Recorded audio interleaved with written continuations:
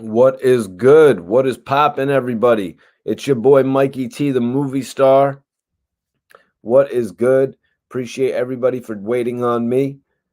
We got a major single that dropped today. We had a single drop today that actually changed names. Dark Low has finally released his first single, or his first warm up, or whatever you want to call it. He's released his first record since coming home, from his year stint in the federal penitentiary. Dark Low was sat up for a year, just over a year, and now he's releasing his new record that is actually titled Vultures. I know a lot of people, just based on the title of the track, a lot of people are going to be, wondering. They're going to be wondering about the record.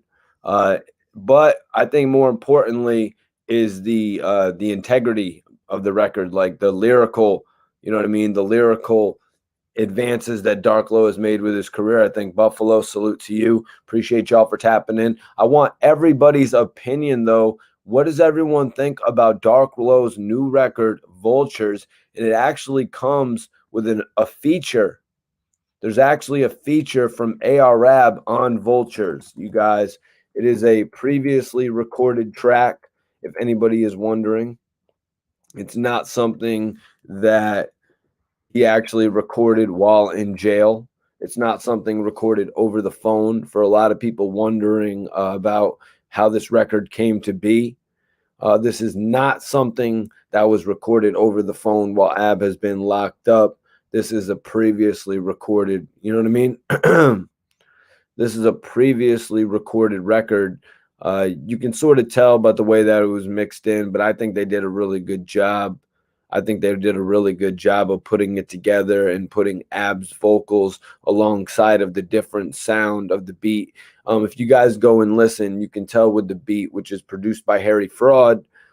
Dark Low had actually joined me on live and told me about his record with Harry Fraud. Is not just a record, a few records. And then Harry Fraud pretty much confirmed that, going on Twitter and saying, man, Dark Low and me and Dark Low, we've been making so much heat.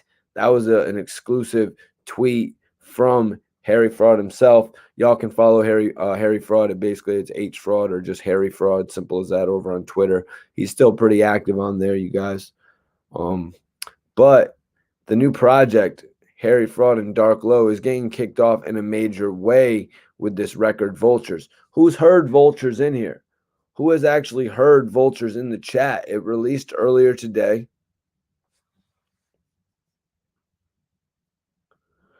City, what up, man? Appreciate you for tapping in.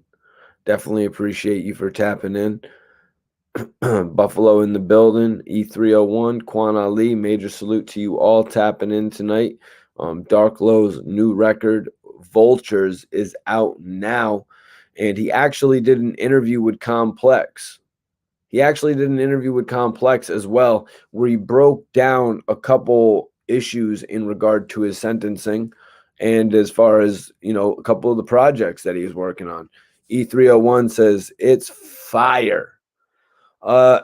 Sometimes people say different things, like when a guy comes out of jail, is he going to have rust? Is he not going to be able to reclaim that position that he once held? One of the last records we remember Dark Low releasing is actually the Benny the Butcher record.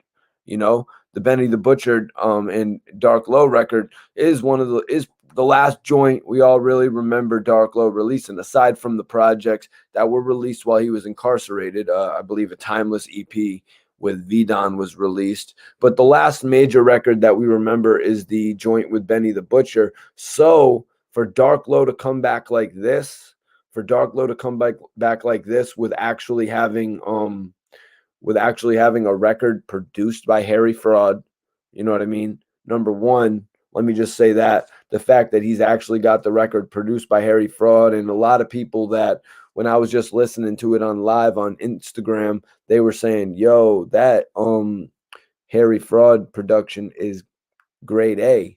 They're like, that Harry Fraud production is top notch. So you could see right there. You can see right there, Harry Fraud actually gave Dark Low some records that it bang, and we hear it now. Proof, full proof. Second of all, AR Rab is featured on the record. You know what I mean? So that gives you the classic throwback feel from the Blow series, especially Blow 3, Blow 5, my personal favorites. A lot of people like 2.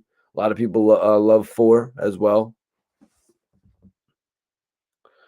Yep, City says, yeah, real track and the last feature from AR Rab as well. I'm not sure if that's actually the last feature from AR Rab. I'm not really sure if that's the last feature from AR Rab, just to be 100 with you, City, because of the fact that Dark Low told me that Ab had recorded about 10 joints for the Goon and the Crook project. You know what I'm saying? And that leads me to believe that there's more AR Rab material out there. Don Gunna says, salute to Dark Low. Vultures is heat. Free AR Rab. Well, right now I'm actually going to post it up. I have it linked. I have it actually linked in the description, you guys. But Dark Low actually has a YouTube channel now where he's featured Vultures. So I just want everyone to subscribe to Dark Low on YouTube. Everyone head over and subscribe to Dark Low on YouTube right now, you guys, and check out his new single, Vultures, the first single off of his project with Harry Fraud. This shit is pretty major, you guys.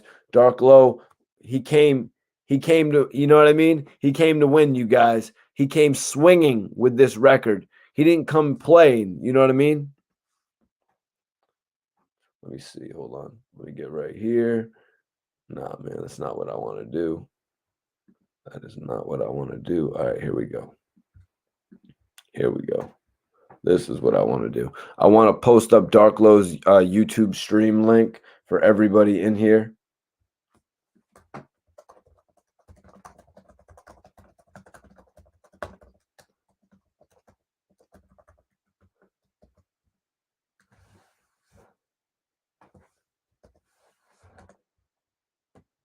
All right, guys, I got it pinned up right now. Everyone can subscribe to Dark Low. Everyone can subscribe to Dark Low on YouTube. I got it pinned up in the chat, and y'all can hear Vultures there.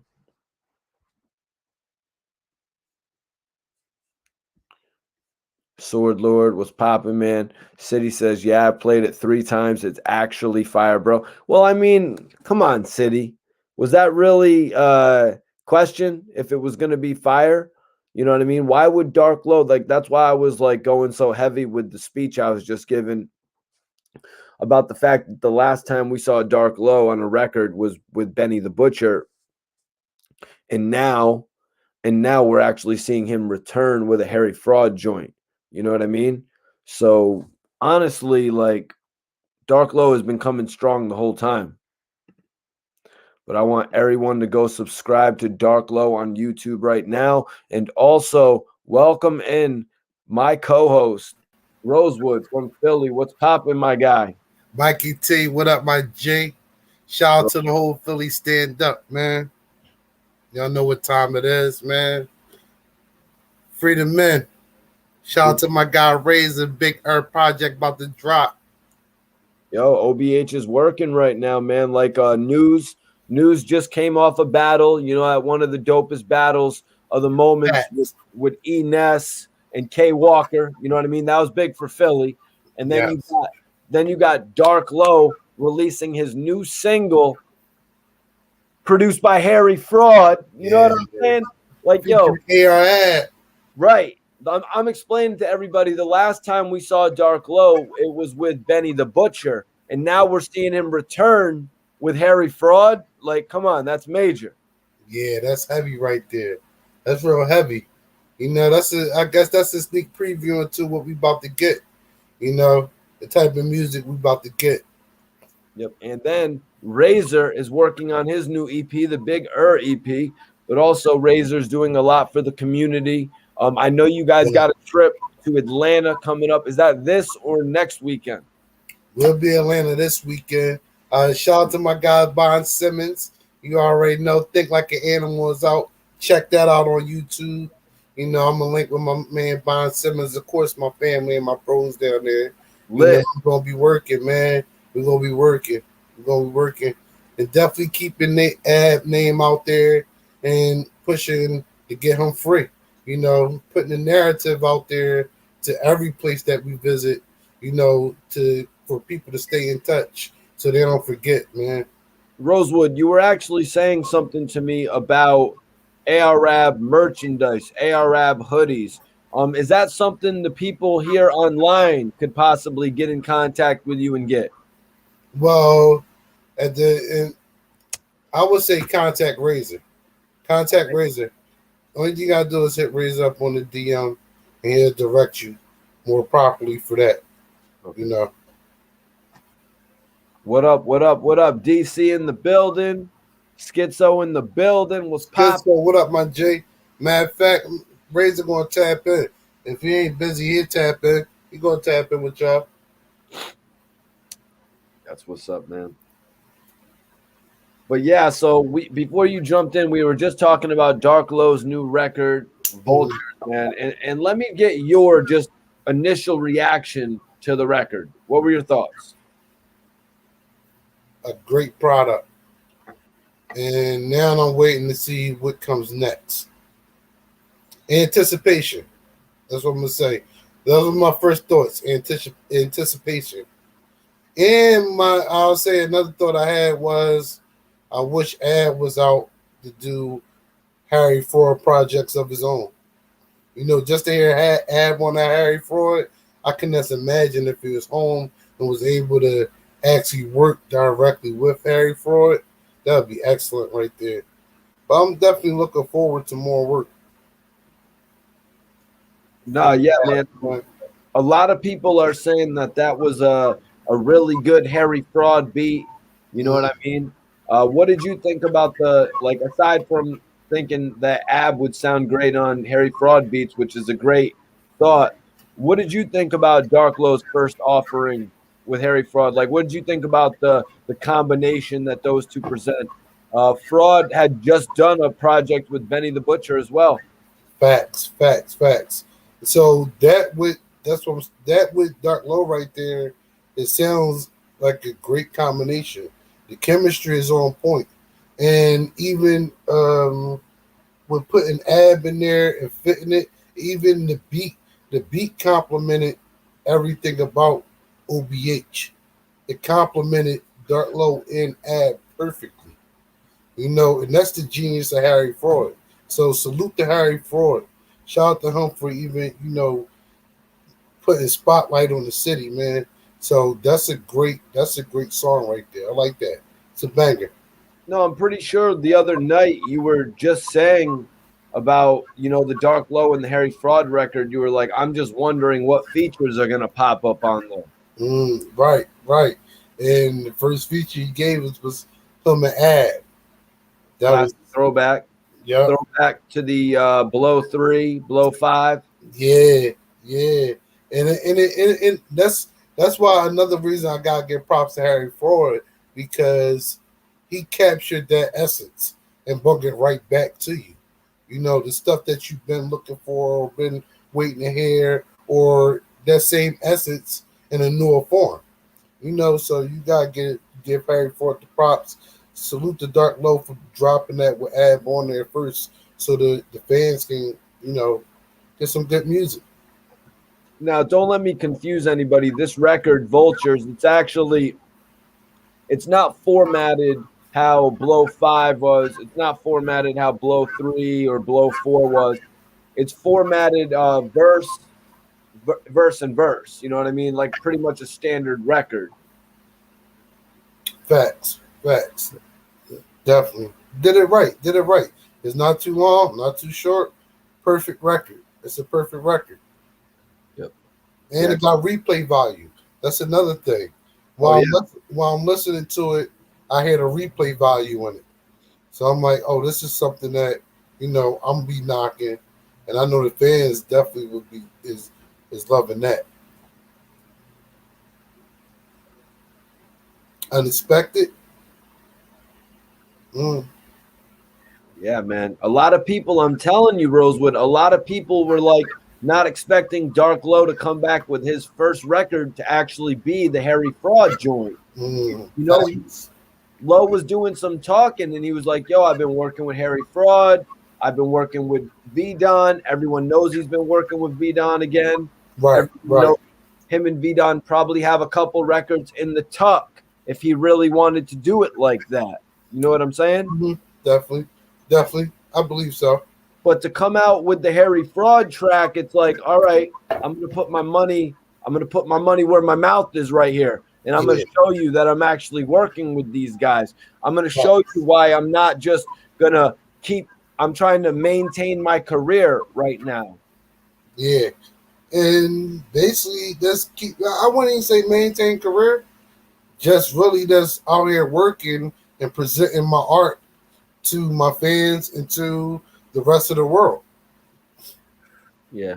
Yeah. You know, like I say that because like it seems like Dark Low, rather than get caught up in all the hype and releasing a diss response, anything like that, Rosewood, it seems like he's really focused because this was not a diss response at all. Well, answer the question of that, Rosewood, when somebody asks, is this a response? Is this a diss record response? No, I didn't get that at all from the song. I didn't think of that as any type of diss record. I looked at it as a Dark Low and AR track. A good Dark Low and AR track. A banger. Yep. So, you know what I mean? So Dark Low isn't really feeding into all of that.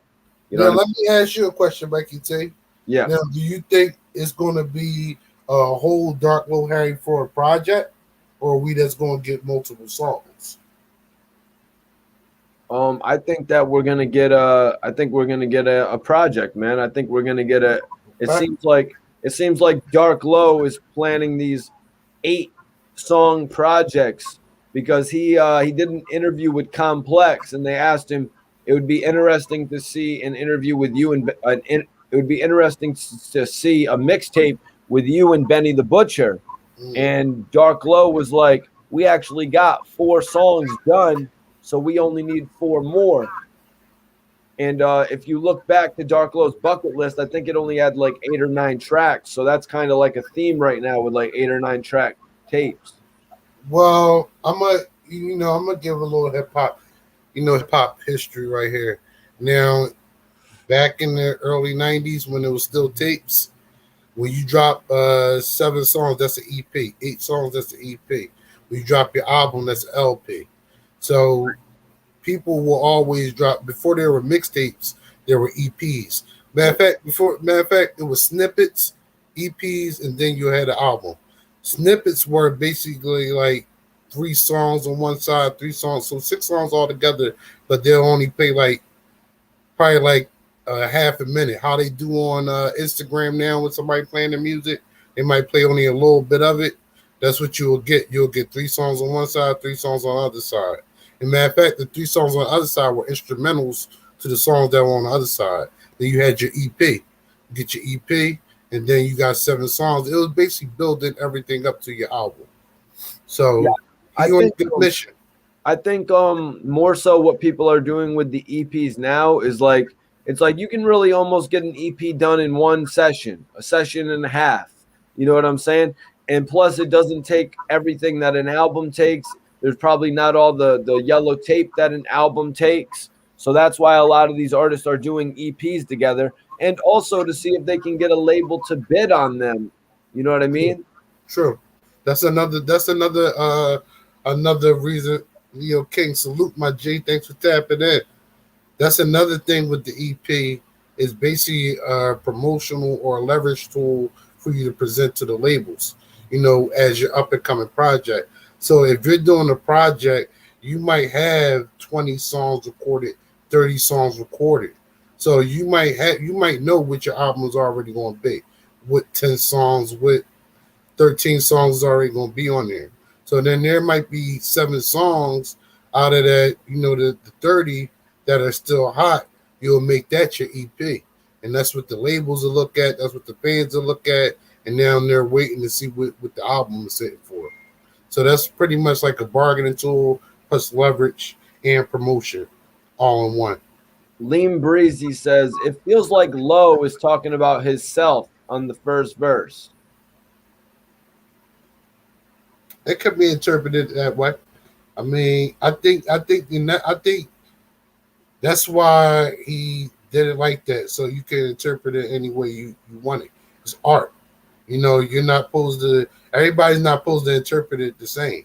But at the same time, we're supposed to be able to, give our opinions on what we think it is. That's what art is. Yeah, man. I'm not gonna lie. I like some of the lyrics in that, but I mean, like, I like some of the stuff where he's like, these dudes is WrestleMania. I'm from Philly, but I represent Pennsylvania. You know what I mean? I like that one right there. That's a sturdy bar right there.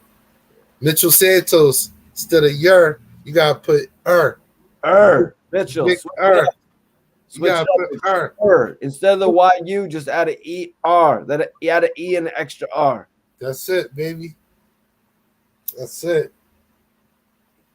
Yeah, that definitely I definitely salute Dark Low for doing that. Miami Dade, what up? Dade, then Mitchell, we definitely need you to put the big on it if you're from Miami-Dade, because we need this shit to spread. You heard?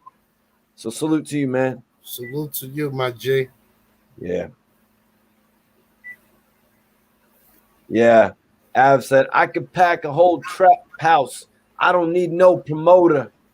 That's that classic Av type music right there. That's why I say he really embodied the whole spirit of like the OBH movement, like you said, the blow. He and Harry Ford brought that right back. It didn't sound like it was forced or just crumbled together. It was basically put together properly, professionally and properly. That's what I could say. And whenever a track is put together like that, you have to appreciate that fact. And then if you're a fan of that type of music, you have to love it. So I don't think he let the fans down. I don't think him or Harry Ford let the fans down with that one right there. Judging by the way that Harry Fraud put it together when it was engineered, when it came on to Ab's verse and the beat started to pick up and it was like bum, bum, bum, bum, bum, bum. You know what I mean? The beat started to pick up and then Ab's voice kind of elevated as if Ab was in the club, just like, you know what I mean? Actually doing something a little bit different with his lyrics. If they could have been together in the studio, like you're saying, but Harry Fraud is a producer that is going to stand the test of time, Rosewood. He's been around for over 10 years now. So This is a producer. This guy, Harry Fraud, is going to be producing for the next 20, 30 years, I would imagine, 40 years if he wants to. Oh, yeah, man. Oh, yeah. It's just the way he produces. He has his own sound, and he has that sound where it's so soulful. Like even with that track with Ab and Low, it's like it gives you like a soulful feel, especially when he breaks the beat down or somebody's about to come in. It almost gives you that anticipation and lead up. Like you said, like little bridge, that little from the girl in the middle who's like, it's like 1,000 waves breaking. That's what she said. It's like 1,000 waves. He has like a throwback. It's kind of like a throwback to everything that Harry Fraud does with French Montana and Max B. And I ain't gonna lie, man. I've been trying to put Dark Low in French Montana's ear. You know what I mean? But French right now, he's going through whatever he's going through. That would be dope if French could do something like that though with Dark Low. But Dark Low has a whole lot of projects right now, man. Between the Harry Fraud joint, the V Down joint. Right. Another joint that I'm really interested in hearing is him with Havoc. Right. Yeah, I definitely want to hear that. The Havoc, another great producer. Of course, part of the legendary group Mobb Deep, but his beats, and especially when he's doing it for somebody else, it's like he steps in a different world. You know, it's not. I won't say it's different from what Mobb Deep would do, but he kind of caters to the artist too. And Rosewood, another interesting point is that Dark Low has a relationship with Cormega, who also shares a very strong bond with Mobb Deep. I'm wondering if he could play a factor in that. I mean, you never know. It's always networking, and you know, it's always people that's fans of artists that are fans of artists. You know, so it's who knows what connections Low has with other artists, like you said. Maybe he does have a relationship with French. It just might not be the right time, and he might just be both busy. Can't make it happen at the time. So, that's the stuff that I like. So pretty much, you're just easing me into that, Rosewood. You're like, Mikey, they probably already have a relationship, and if they don't, I mean, all it takes is one hello, and then they did. Thank you, man, for setting me down with that nice pillow to let me know that I've got nothing to do with it. But the thing is, I guess the thing is, you never know. Hold on, I guess I didn't tell French Montana to record with Tory Lanez either. I guess I didn't do that either. Look. That's not for us to know, though, Mikey T. You're like, Mike, they got a relationship before you, after you, in the middle of you. You know what I mean? They've got a relationship. They would have recorded it. They would have recorded Cold anyways, Mikey T. If you were never born, French Montana and Tory Lanez would have recorded Cold. Right, Rosewood? I won't say that, Mikey T. Who knows what that would have been, but at the same time, the industry is the industry. Everybody knows everybody. The managers know everybody. The labels know everybody. So it's like somebody from one of the labels could be tuned into your show right now, or A&R, and then think of the idea and hit you up.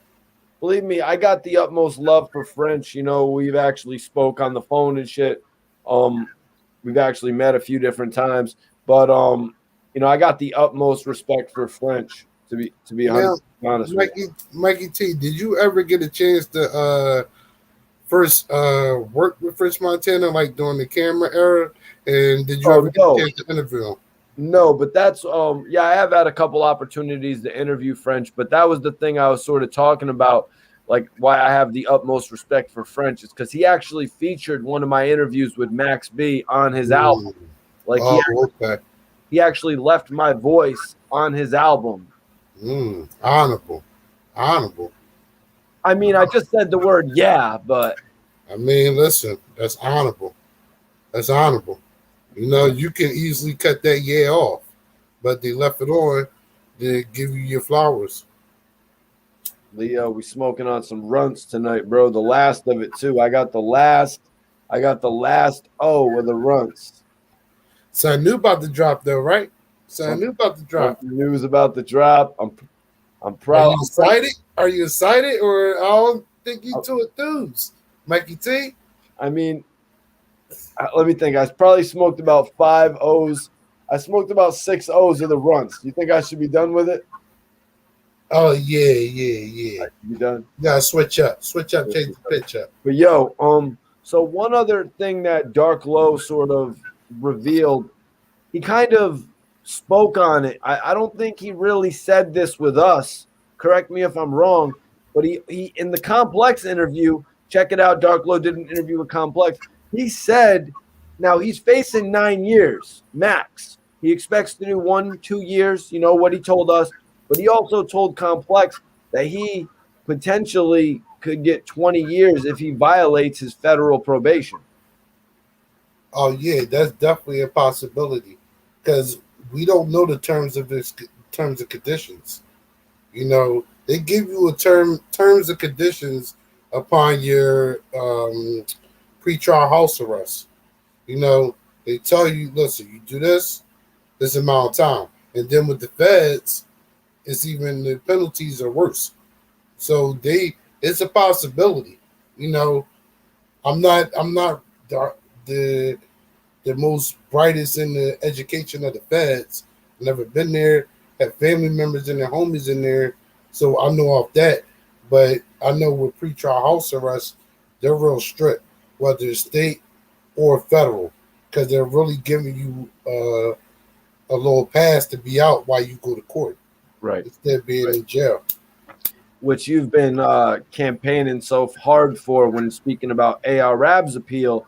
You know what I mean? And it's like, if you're going to violate this, this opportunity that you get, it's like other people aren't going to get the opportunity. So that's why Dark Low, he's walking on eggshells in a sense. You know what I mean? Because there's other people whose livelihood that could be in a similar situation. And that's why we see Dark Low, you know what I mean, not doing certain things when it comes to real life. You know, he's not trying to break that parole, obviously. Yeah, and it's not even parole; it's just pretrial house arrest. Right, the pretrial house arrest. That's all. That's all it is, and that right there, even just to get that, that's you really gotta be on your P's and Q's, be on your P's and Quans, and then if you get it, you can't mess that up because you're gonna be fighting from in jail. Not everybody gets it, man. No, Casanova didn't get it. no. You know what I mean? Arab didn't get it. Bobby Shmurda didn't get it. Rallo ain't get it. NBA Youngboy didn't get it. YFN Lucci got it. You know what I mean? Rallo didn't get it. Eventually got it. Eventually, yeah. Eventually. You know what I'm saying? It's a lot of, and you saying rappers, I was just thinking of people in general that just don't get it. Not as known as them that don't get it at all too. So the terms and conditions on that are going to be very, very strict. Put it like that, very strict. Yeah, the terms and conditions of that whole shit, like, as far as violating a curfew or anything like that, we've seen similar things in the past, man. You know what I mean? Going certain places and not reporting where you're going, lying about, like what we've seen in the YFN Lucci case. Exactly. Going to a strip club that you weren't supposed to be at, shit like that. Tampering with the device because they said it was offline for an hour. So the crazy part about it, right? It can be a storm, right? It can be a hurricane, anything. If that box goes out, they're still going to come out to your house. And, make sure you're not tampering with that device. Because no matter what happens to that device, when that call goes through that is off, they think you're tampering with it. So with YF and Lucci, they already know it's a GPS on there. You went back to the same club where stuff went off at, and it went offline. So well, I'm not sure if it was the same club. I'm not sure if it was the same club or another club that they were actually investigating. They said the same club where it was already another incident that occurred with right. Actions. Yeah, the feds were investigating where he went, and they're like, oh, so this guy's here. And then the other guy, YNW's bro, who got out, and he went from strip club to strip club to strip club. Like he was going to go back to jail tomorrow or something like that. So he was like, yo, I'm going on tour. Mikey, too, like I said, and I'll say it again, I really don't understand that. If I get out, and then, rappers, you flossing the money, if you got the money, or even if you don't have the money, if you have the backing behind you from any label or any management, whatever you have behind you, I'm bringing everything to my house. So the strippers are there, recordings there, everything. Right. A lot of the smart ones do that. You know what I mean? A lot of smart ones do that, like Gucci Mane. What Gucci Mane did was like a great example. You know what I mean? But he's actually a lot richer than a lot of these other rappers getting out of jail, I would imagine. Maybe he's probably richer than Bobby Shmurda to the point where he has a big ass estate compared to them? Or do you think I'm off? No. You on the right path. And now Gucci Man, the thing with Gucci Man, he got out, he dropped a few songs, and then he got the big deal from Atlantic. That's the thing. So he got that crazy deal, and he was able to own, keep his intellectual property, which is 1017. That's all him. So he worked out a great deal with Atlantic, and he came up. He did. Gucci Man had to learn. Gucci Man was in and out of jail so many times that last time he definitely figured out the plan. And when he came out, he said, "I'm gonna stick to the plan." He's like, they're giving me 3 years. I can manage this, because he had got caught for possession of a weapon 2 times within a week, I want to say. Yeah. Yep. It was like within a week or a week and a half or something, whatever it was. But he came up with the plan. He knew that, all right, I'm getting money now, but I should be getting way more money, and it's due to my own actions that I'm not getting the most money that I can, and at the same time helping other artists get put on, because Really? after he puts out, he gets the bag and he puts other artists on. Fujiano, Shiesty. Oh, yeah, that's what I was going to mention as well. But let's get back to the topic. Real Talk TV says, yo, Mikey T, that track Vultures is gas, bro.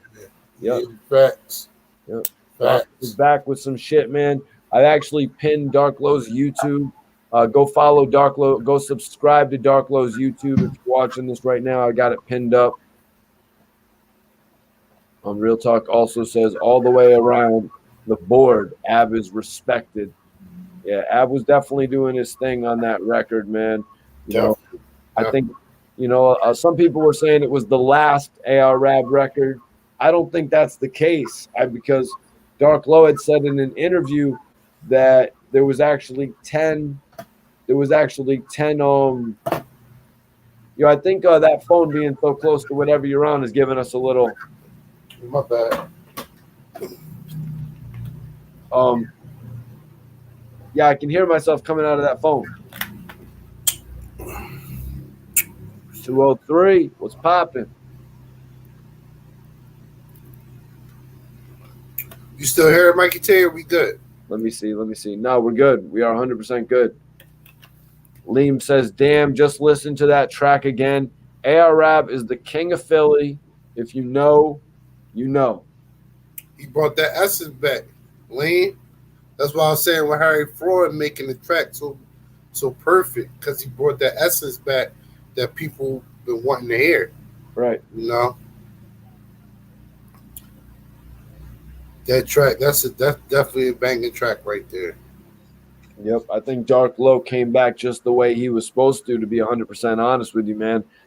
Dark Low came back right.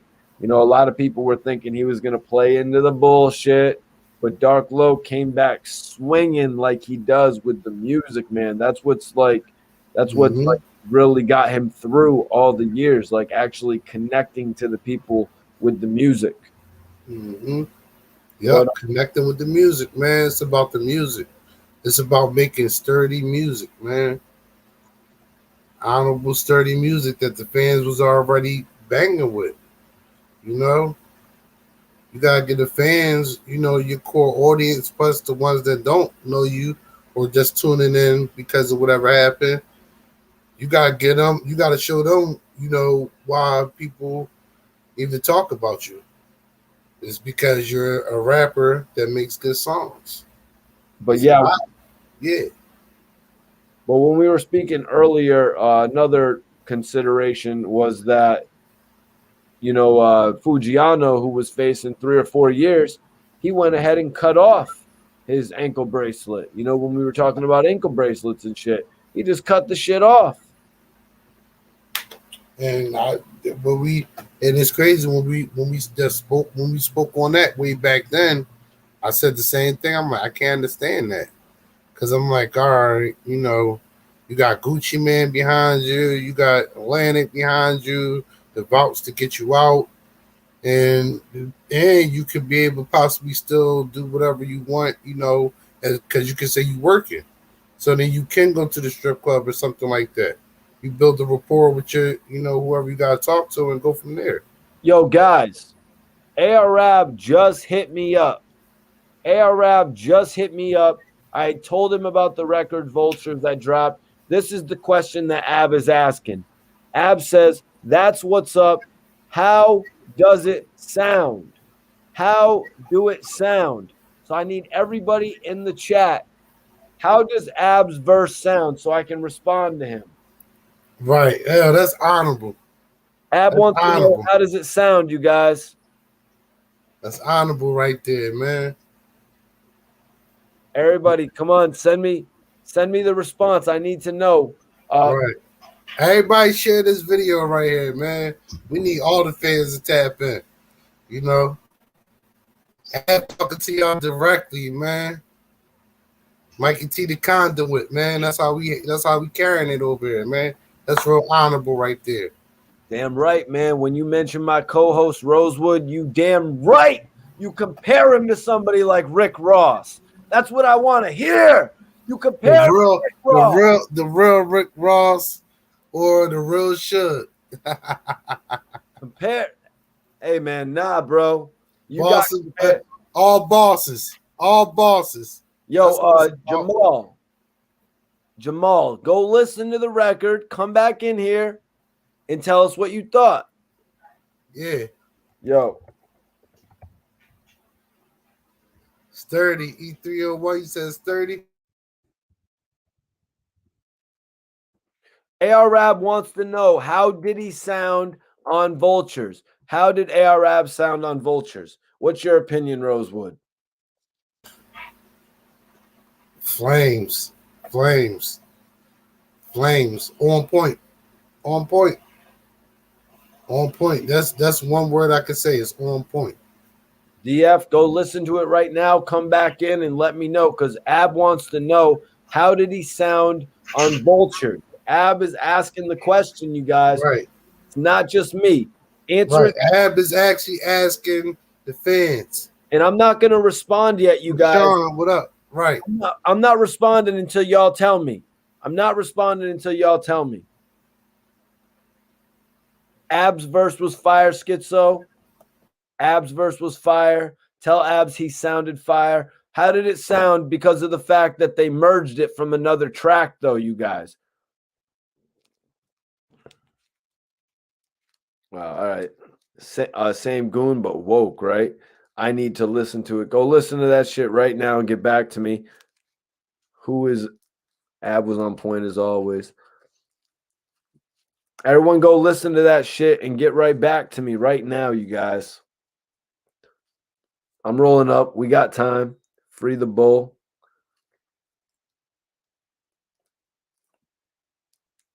Rosewood, your audio's off.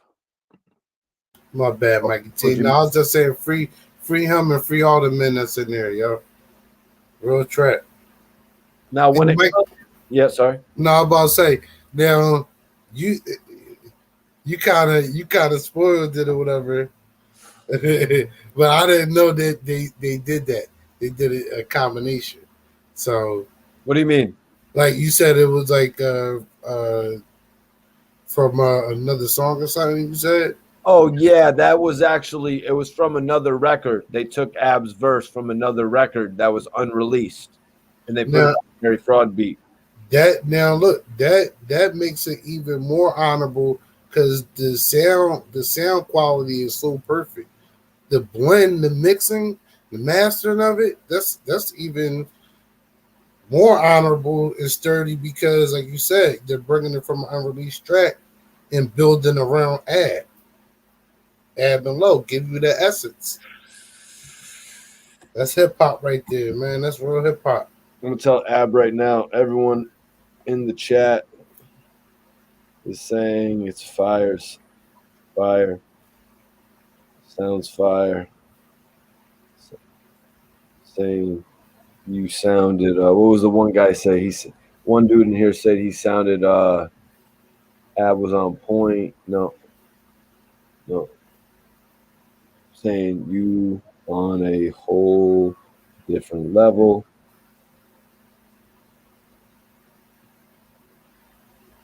They interview. Everybody putting the flames up. Full chat.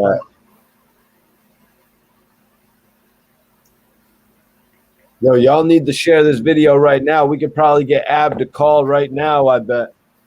Ab probably going to call after I just told him that the whole chat is putting flames up. I don't think he's able to call right now, though, to be honest with you. What time do the phones be closing in jails, bro? Like 9 o'clock, or is it much earlier than that? Well, with the restriction down at FTC, I don't know. I'm not sure with FTC. That's why I said it's tricky down there. Vultures fire. Someone said that verse should get at least 40 years off his appeal. I saw that, Lean. I saw that, Lean. I like that comment right there, man. No, yo, that's what I was saying, Omar. I was like, yo, this sound right here, this record actually sounds like it could be on radio.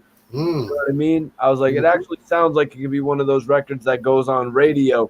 Because sometimes some records that just sound kind of natural like that will break through the radio, like a shot caller. Yep. Facts. Yep. That's the original Block Hustler sound.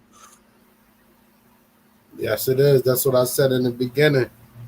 He embodied the essence of that OBH sound.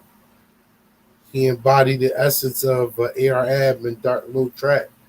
You know, taking people back to why they were listening to that music. You know, that's always a good feeling right there. I call that feel good music right there. You know, because it takes you back to whenever you first start listening or whatever your memories is of it. But it takes you back to that. It doesn't stray away. It doesn't stray too far away from the original sound how it was, but it's brand new. It doesn't sound outdated. It's brand new, but still give you that. That's a feel good song right there. Stop the beat. Mad Love. That's facts. That record got to get pushed heavy. That's facts right there, Mad Love. Push that record, man.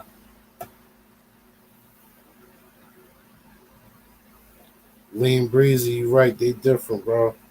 Iceberg, I just sent Ab your message.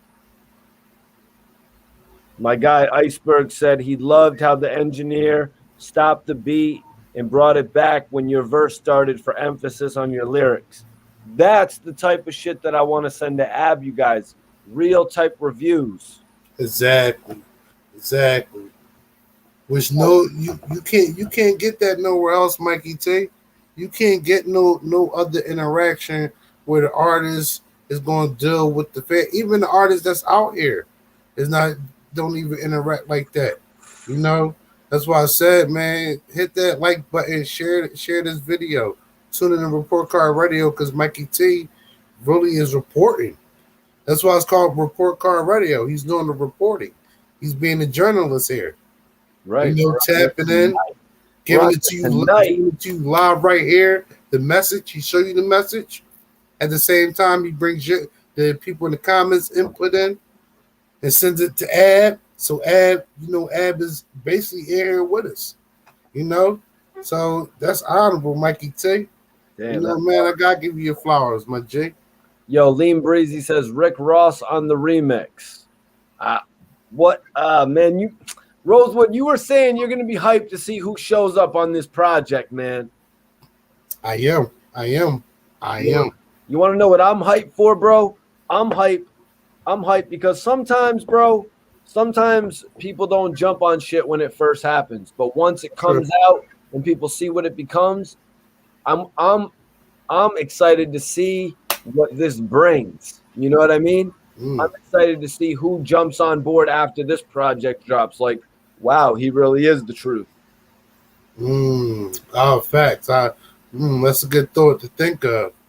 You're right. Because this project, if you gives us some good product on here, good features, and the industry wants to jump on his movement, then like you said, we'll be anticipating who's going to be on the next project. I don't so much think it's going to depend on the features. You know what I mean? I don't think. Oh, I thought you were saying like the features for the next project. Nah, I know, but with Dark Low, it doesn't really. There's 1,000 people waiting to buy Dark Low music that doesn't really have to do with the feature. Oh yeah. But the certain features you bring on, that adds something to your project. That just adds something to your project, you know. And then it's like cross marketing still, because I want to hear, like I want to hear Jadakiss on that joint. I Well, want, I want to Liam says, "Who do you want to hear from Florida?" I think you hit it right, Liam. Rick Rick Ross. Ross. Rick Yeah, Ross is the guy. I want to hear Rick Ross on that Harry Fraud. With Admin Dark Love, Rick Ross. Yeah, you know what I mean. It's time to do something a little bit different. You know what I mean? It's time for somebody to give Dark Low that stamp so he's the next young Jeezy. You know what I mean? The next guy making the hood anthems. Because we need somebody to come in like Jeezy did, in the Thug Motivation 101 days, 102. You know what I'm saying? The Recession. Someone to give us them street anthems. You know what I mean? We need someone to come back like that. Dark Low could be that guy. So Yo Gotti, you know what I mean? Young Jeezy, one of these major entities in the game, like a French, as I was saying, French Montana, somebody needs to come in, you know what I mean, and put on some real music because it already happened with Benny the Butcher, Rosewood. Mm-hmm. Let's not miss it again. You know what I mean? Because some people missed out on Benny. Oh yeah, definitely. But I'm gonna go back to what you said. It's not always about the other people. I think he can hold his own. I think his fans have enough faith in him to put out a quality single project. Of course, you're gonna have features on there. But when you Multiple. got a majority of yourself, I think he can do that. Yep. Yep. Especially when you're selling the product person to person, like on that type of a basis. Especially when you're releasing multiple projects as Dark Low. Facts. You know what I mean? Like he's got the Harry Fraud joint, he's got the Vidon joint. He has another joint that he's doing for his label, Extreme Measures, which I just saw him. He's calling it Extreme Measures. I've heard him say it in a couple ad libs now, but actually in his interview on Complex, he referred to it as Extreme Measures. I wanted to hear it from him before I started running with it. You know what I mean? Story man working as he should be, man. That's a good combo right there because 13 Special. DF. Special is a beast. Yeah, that would be a good combo right there. Either done with a brand new song or, matter of fact, yeah, done with a whole dumb whatever way. Yeah, it's a few people you can put on that project where it's going to be a magnificent song. Wow. Rashawn says if we could have got DMX on the remix to Vultures, Rashawn, are people really, did he really just say that? And did the other dude really just say to put Rick Ross? Are people really putting this Vulture song up to the length of a Rick Ross or a DMX? Rest in peace. That's a whole other level, Rose. That's a good question, Mikey T. That's a good question for the comments. Woo! I wasn't thinking about Rick Ross or in that to say DMX. That's a good thought too. I wasn't thinking that's a good question for the comments. Is that a caliber song up there for those type of artists to be on? That's crazy, man. To think that people are putting that people are putting Dark Low's name alongside. Like I thought Bull, who said Rick Ross, was like, just saying that, like a little excited. But then for someone to say DMX as well, it's like, yo, Dark Low to be mentioned in these, like these are the elite. Like both of those guys were in my top 10 of all time, Rosewood, if you remember. Yeah. Okay. No, I remember. I remember you. But that's crazy because that's how you know that a real good track, because you can think of artists that you really got love for that you can place in those positions. So Lean probably thought like, damn, I can't Rick Ross on this. Put Ross on the remix. Let's tap into this real quick. Little Gaffney says, "How is Philly underground compared to the rest of the country?" And somebody got on my ass. Somebody got on my ass when I said that St. Louis was one of the most notable hip hop cities. Rosewood. You know what I mean? Like there are major cities in the game, like Cleveland. Like you know what I mean? There's major Miami. You know what I'm saying? DC, these areas, like, you know what I'm saying? Like St. Louis, that's where Nelly's from, for crying out loud. I'm about to say St. Louis definitely. Nelly put it on the map, but then even with Hitman Holla and you got a lot of people from St. Louis put their mark. They put their stamp down. You got a lot of cities. I think St. Louis could be listed there alongside Philly, alongside Cleveland, you know what I mean? Alongside Memphis. Miami, alongside Memphis, these are all hip hop cities, man. Probably even Baltimore, you know what I mean? Yep, Baltimore. Yep, yeah, Baltimore. Houston, from Chicago, Schizo, West Virginia. Shout out to my man Schizo. Guys in West Virginia. It's like, but what his question was, how is Philly underground compared to the rest of the country? Yeah, I really just wanted to get that off my chest, though. No, that's cool. I just wanted to try to dab into his question, but there's a lot of popular artists like Cleveland, like the homie A.R.Rab's new artist Trench Boy Bricks was telling me. Bone Thugs and Harmony is from there. Machine Gun Kelly's from there. St. Louis, we just mentioned St. Louis. Now, when we talk about Philly, Philly has had Will Smith. Philly has had Meek Mill, Cassidy, Beanie Siegel, Schoolie D. You know what I mean? Schoolie D, all these people. You know what I'm saying? Mm-hmm. Philly now has the #1 podcast. So, yeah, there are aspects of Philly that's underground, but there's also aspects of Philly that is so mainstream, just like any of these other cities that we're mentioning. You know what I'm saying? Facts. So that's how I would answer that question, Rose. That's what I was saying, because I didn't, I just wanted to, really answer this question, but I couldn't really, because, he was saying, how does it compare to the rest of the country? I know we got a strong underground here in Philadelphia. Yo, Iceberg says, I'd love to see Low link with a Brooklyn drill rapper. Yo, if you knew the Brooklyn rapper I was trying to link Dark Low up with right now. Do we have any guesses? Do we have any guesses in the chat of who you think I was trying to link Dark Low up with? That's a Brooklyn drill rapper. I might have said it. What'd you say? What is 22 G's? No, not 22 G's. No, not 22 G's. I thought I had it. I said, I got it. No, not 22 G's. The guy that I'm linking Dark Low up with has about 1 million followers. It's a drill rapper. Pop Smoke. Rest in peace. Yeah, no, it's not Pop. Hey, Rashawn, he was right on it. Me and Rashawn was on the same time. I said as soon as he popped up. He said, no, Rashawn. Who do y'all think we're going to link Dark Low up with for a record? From Brooklyn. A Brooklyn drill artist. See, now we're getting everybody talking, Rosewood. Yeah, because that's what real hip hop is about, man. Listening, get music, and then conversating on the music you just listen to. Ooh, Iceberg said Fabio. Oh, Iceberg's got a lot of respect for me, man. That's what you were saying, Fabio? Yo, to be 100% honest with yo, look what just came in. Yo, I'm back on the runs, baby. Yeah. It's the same exact run.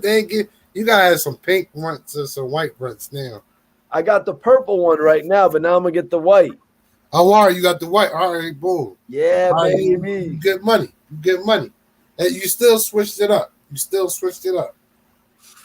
Get this shit right, baby. Oh, Iceberg said Rowdy Rebel. Yo, bro, y'all are gonna be impressed when you see what we put together. But I'm trying to put it together as like a whole type of situation. I'll have to talk to you about this shit off camera. Bobby, share this video, y'all, and I will call Dark Low right now and get his ass on here. But nah, that's got to be kind of a more setup thing, Rosewood. I'm tripping, or they like to hear that.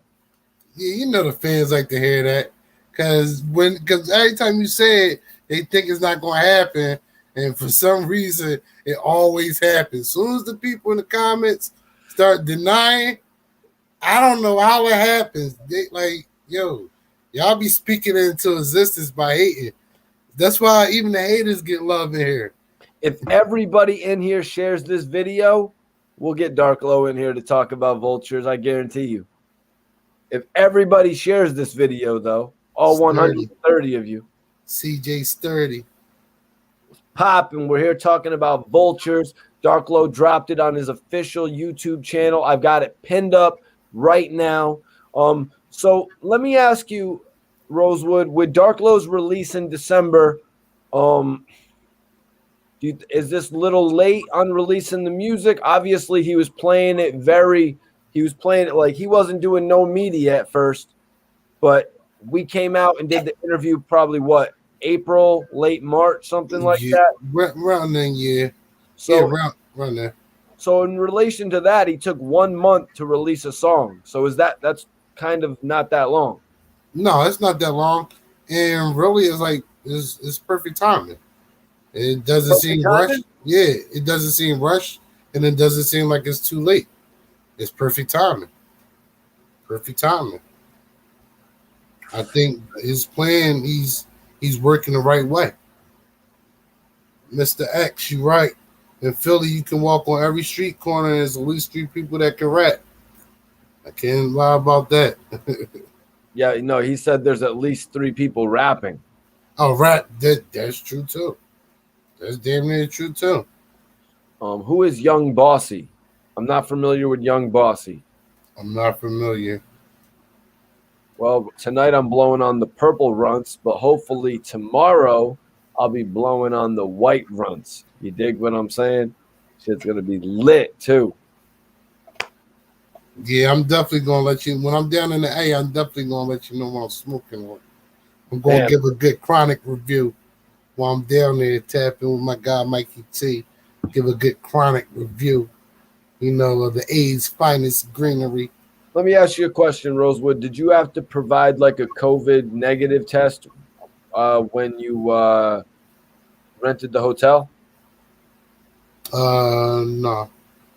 No, nothing like that. That's one thing I'm wondering about. If I book a hotel online or something like that, if you're gonna have to like present the shit.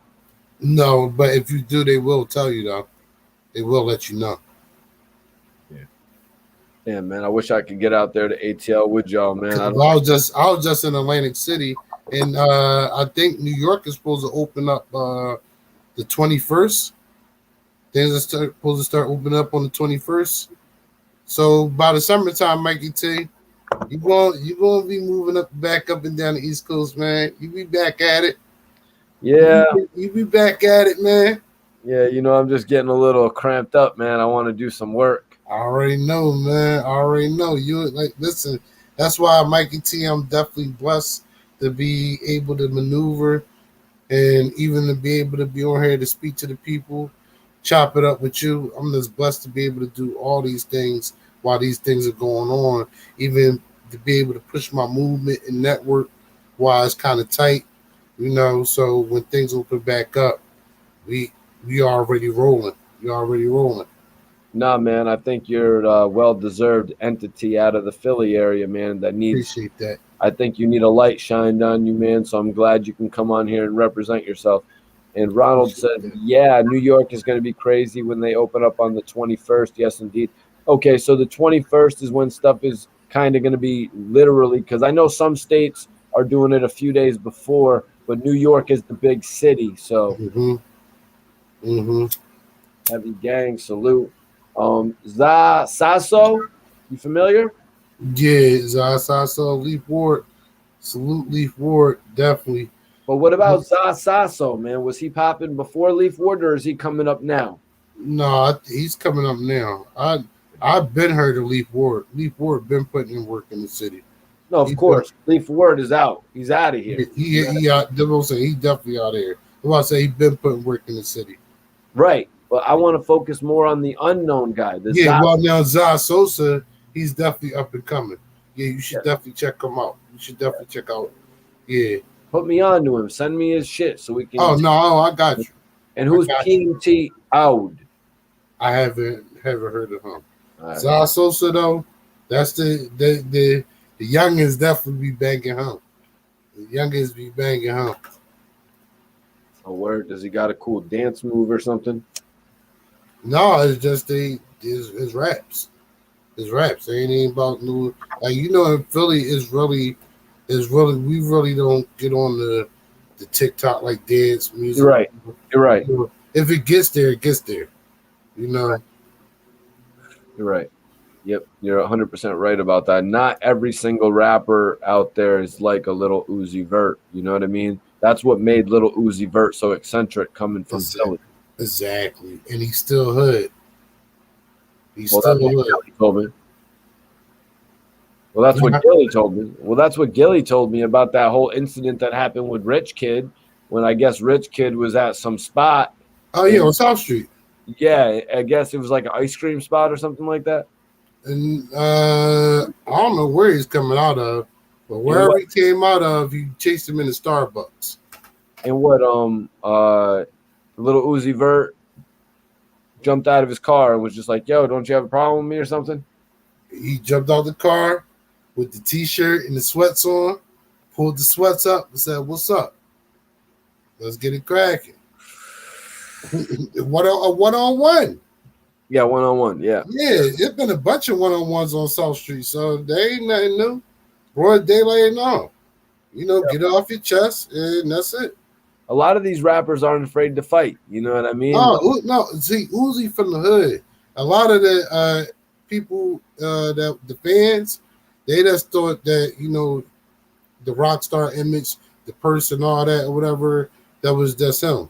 No, he's really a Philly dude. That's why I always say his first album is a Philly album. Yeah, Little Uzi Vert is definitely dope, man. Yeah, hell yeah. I just like how different he is. You know what I mean? I like the way that Young Thug embraced him. You know what I mean? And Young Thug started promoting him and shit. Sort of similar to the way that Birdman grabbed up Young Thug and Rich Homie Quan and promoted. Not all the way. But I see the similarities in what you're saying, though. Because Young Thug promoted himself a whole different way. Young Thug didn't do interviews. He didn't need to do interviews to get his budget up. Right. I think only interviews I've seen from Young Thug was Breakfast Club and $1 Million Worth of Game. Shout out to Gillian Wallow. I think that's the only, maybe he did something with somebody else, but I know Breakfast Club, maybe Hot 97. I'm not even sure about that, but I know Breakfast Club and $1 Million Worth of Game. Who are you talking about? Thugger? Thugger. Yeah. Well, Thug also worked. One of the first interviews with Thug I ever really saw was with Big Boy. Okay, all right, yeah. So Big Boy 100.3 out there in LA. Yeah. So all right, yeah. Aside from that one weird interview he did in France. Oh yeah. Oh, I remember that. Yeah, that's crazy. Yeah, you took me back. I forgot that even existed in hip hop. But he didn't need that, is the thing. And the way Birdman put him on through performing more and through dropping singles. But the way that Young Thug gave some life to Little Uzi Vert, all he had to do was post a picture or two. Mm-hmm. Make a song. You know what I mean? Make a song, say his name. I think it was called Big Racks, maybe. Yeah. But before that, he was doing an interview. Was it with Fat Joe, I do believe? And he was asking, like, yeah, who wouldn't you let in your house? And he like Lil Uzi Vert. He doesn't like to break shit. Like, just saying that so the fans would know, like, oh, damn, Lil Uzi being out fucking shit up and stuff. The fans like stuff like that. So they like, now they're really going to tap into Uzi because it's like, all right, Thug. This is Thug. Everybody rocking with Uzi. So it's a Philly thing, man. When we get in there, we put our mark in there. We spread it to the world. We spread that Philly essence to the rest of the world. I think how sometimes you would say somebody grew up, you know what I mean? Like sometimes somebody like they got money, they grew up, they understood the value of things more, they respected things more. Sometimes when you get money, do you grow down? You know what I mean? Because then you're just like, That- oh, this shit doesn't matter. Oh, I'm wearing $300 designer white jeans. I got ash on my hand, all over my hoodie. I don't give a damn. I'll buy another hoodie tomorrow. Or in little Uzi Vert's case, because sometimes I can feel like this too. It's like you get a little ash on your jacket. You're just like, who gives a damn? It's my jacket. I'm the coolest dude wearing this jacket right now. There ain't nobody cooler wearing this jacket in this vicinity. And it's got the coolest stain on it. You know yeah, what I mean? Like all types or it's like a ash mark or a burnt mark from something that I won't forget. It might be like, J Lo knocked it to me and spilled a drink on this. I'm gonna keep that on there. Yeah, J Lo spilled this on me. Or more so probably just like, oh, I spent $50 on this hoodie. I got a burn hole in it. I'll buy another hoodie in 3 days when I wake up. You know what I mean? Because who gives a shit about $50 when you're in that position? You get a new hoodie. I mean, you're gonna have a whole bunch of merch from so many other, especially if you're getting endorsements. So if you're getting endorsements, hoodies ain't shit. You got 50 of them. Yeah. You're trying to burn them. You're trying to burn through them. Yeah, pretty much or whatever. And then when you get to the stacker, when you get through all 50 of them, you basically donate them to charity. No, Rashawn James, he is right. Rosewood facts. Because I'll tell you guys this. When we're in that position, when we're at the Jay-Z brunch, and Rihanna, drops a full blunt on my my Versace shirt, and it burns through it all the way through the pocket. Man, I ain't gonna give a damn. I'm gonna wear that like metal. I'll be like, yo, Rihanna, Riri dropped a blunt on me last week. I'm still she's probably pat you on the chest to put it out, rub on your chest a little bit. No, she'd probably be like, weren't you that white boy who asked me to smoke? Oh, listen, if she remember you from that, you the man. Nah, if she remember you that, you the man. She remembers me from I said if she did, you the man. That means you left her impression. She's like, weren't you that white boy who asked me to smoke? And then you DM'd me 6 years later.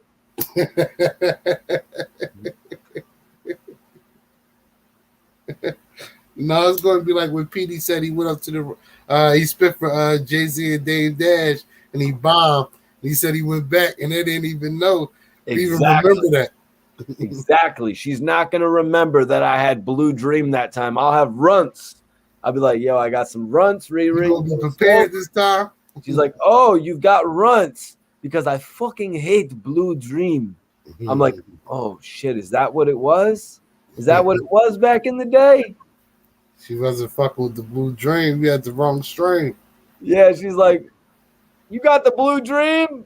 That's the creepy, man. Yeah, it's a creepy. Yeah, like I would see Rihanna at the brunch, the Jay-Z brunch, the Rock Nation brunch, and she would be like telling like all types of people, he has the creepy. Nobody would be coming up to me. They'd be like, yo, we heard you had the creepy. Damn, you got the creepy. You got the creepy.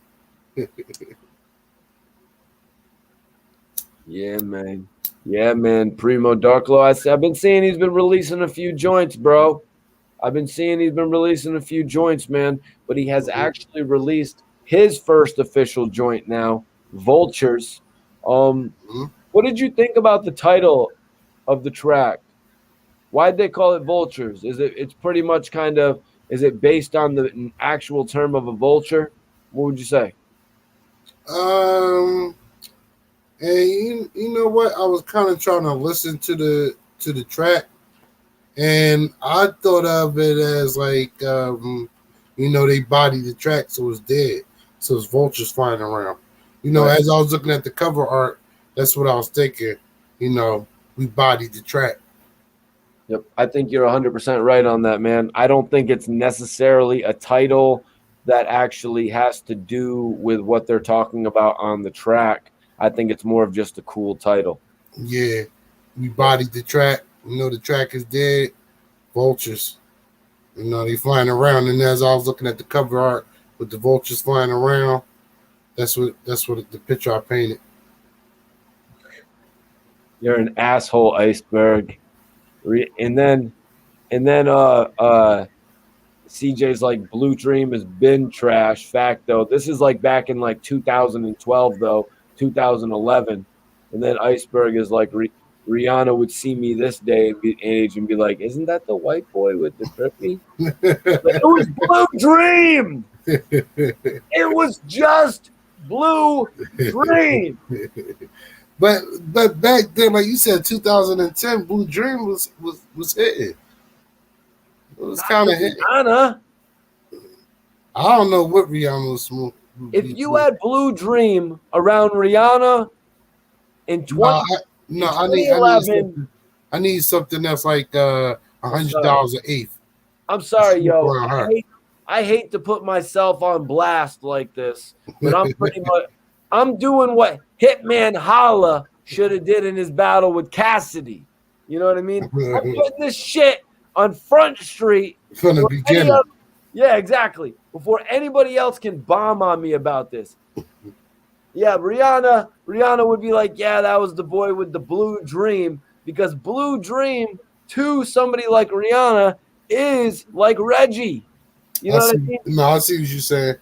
I see what you're saying. You're 100% right, Rosewood. You need like something that's $100 an eighth if you're going to be actually chilling near Rihanna. Now, Chinks, RIP to my brother Chinks, but he was over there chilling too. You know what I mean? Doing his thing, waiting for his cameo. He at that point in time wasn't all blown up heavy. So he knew he didn't have a pocket full of OG. So he obviously wasn't doing as much as me. Now I had a pocket full of Blue Dream, and I was like, "Yo, Riri, what's good?" You was doing too much. Especially with Blue Dream in my pocket. Basically, Chicks knew what to do. Chicks was like, "Man, I'm chilling. I don't got the proper chronic. I don't got the proper chronic, so I'm gonna fall back." He was like, "Fuck it, I'm gonna jump out the window with this one." Yep, exactly. I mean, who knows, man? Maybe I could have. Iceberg always. We be big, Iceberg.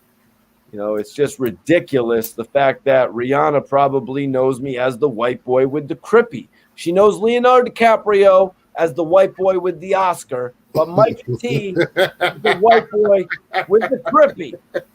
If she remember you for that, Mike T, that's still honorable to me too. I'm like, fuck it. But now I upgraded, baby. Upgraded. No more crippy. Nah. She's like, I'm on another level. Nah, man. You see, like upgrade. You see, like an upgrade for me is like I was just watching this video the other day. I was like going off about people buying $15 jeans from Ruru. Yeah. Yo, man, people are out there buying $800 jeans. You know what I mean? Yeah. I was probably hollering at Rihanna in Hollister. It don't matter what you wear. It's all about you. The clothes don't make you. Oh, yeah, man, I told you I had that girl tripping, man. Unless it was just the grass mixed with high heels. I'd say I had her tripping. Hey, Mikey T, that was your movie, man. That was your movie. Yep. That was your movie. That was the best time of my life right there when I got the opportunity to meet Rihanna. One of the greatest opportunities of my life. I'm just messing with you guys, although it was great. You know what I mean? Actually, meeting Drake that day too. Met Drake that day. Yeah. Okay. Yeah. I remember. You said you met a few people that day. Yep. You said Drake actually showed you love. Yeah, Drake actually showed me major love that day. You know, he came over, introduced himself. What's up, gentlemen? I made sure to say my full name just in case he ever got the chance to hear it again. You know what I'm saying? Mm-hmm. You know, you did. You was doing your job, Mikey T, being a professional. At the same time, still having fun. You know, you having fun, and you're doing you doing your journalistic work. You being a journalist at the same time. You And know. I do apologize for unintentionally ruining Drake's outfit at that music video shoot for Pop That. Oh yeah, I remember. Yeah, I remember that story. Mikey T, My bad. Mike, listen, man, that's why nobody can really discredit you, Mikey T, because you didn't been into some situations where a lot of people that tune into you would just quit. They'd be like, man, I'm not doing anything in the industry ever again. I don't want my face to be seen. None of that. Right. No, I am remembering this. I am You got remembering. stories, yo. Mikey T got some stories for y'all. Y'all I don't even know. I'm remembering this time at Bamboo. It was French, it was Spiff TV, and it was a couple other celebrities we were filming. And so we're filming everybody, right? And so I back up to get a better shot or something like that. Or something. I'm backing up and I hit the light switch with my elbow. Lights go dark, completely dark for 1 second. Boom, I get them right back on.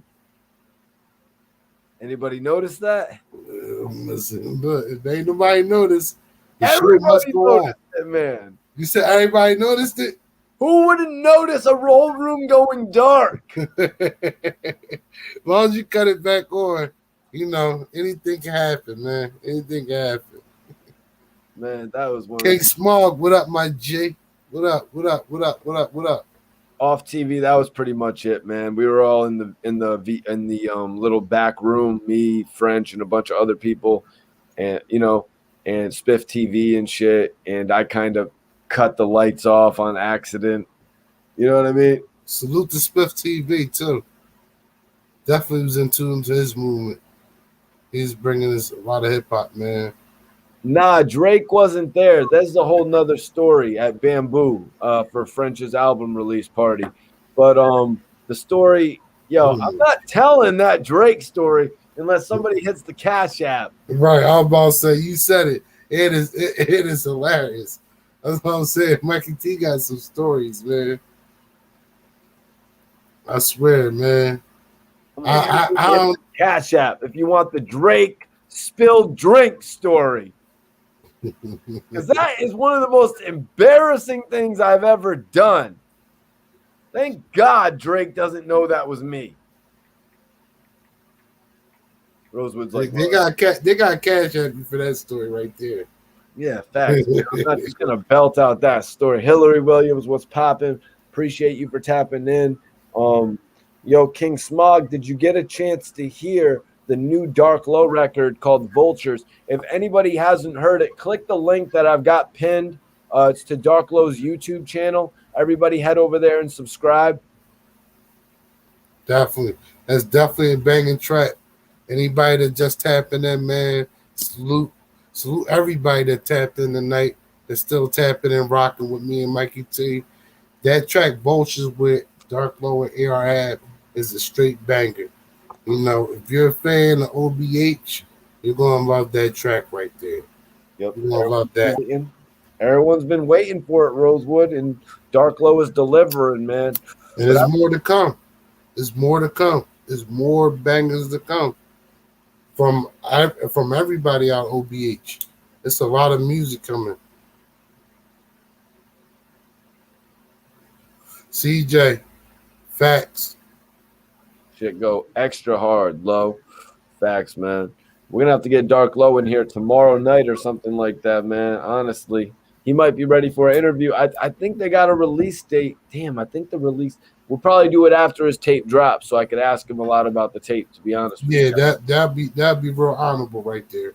That'll be a real honorable interview right there, because I like to hear like after I hear the when he about to drop the project, I would like to hear what he has to say about it, how he crafted it.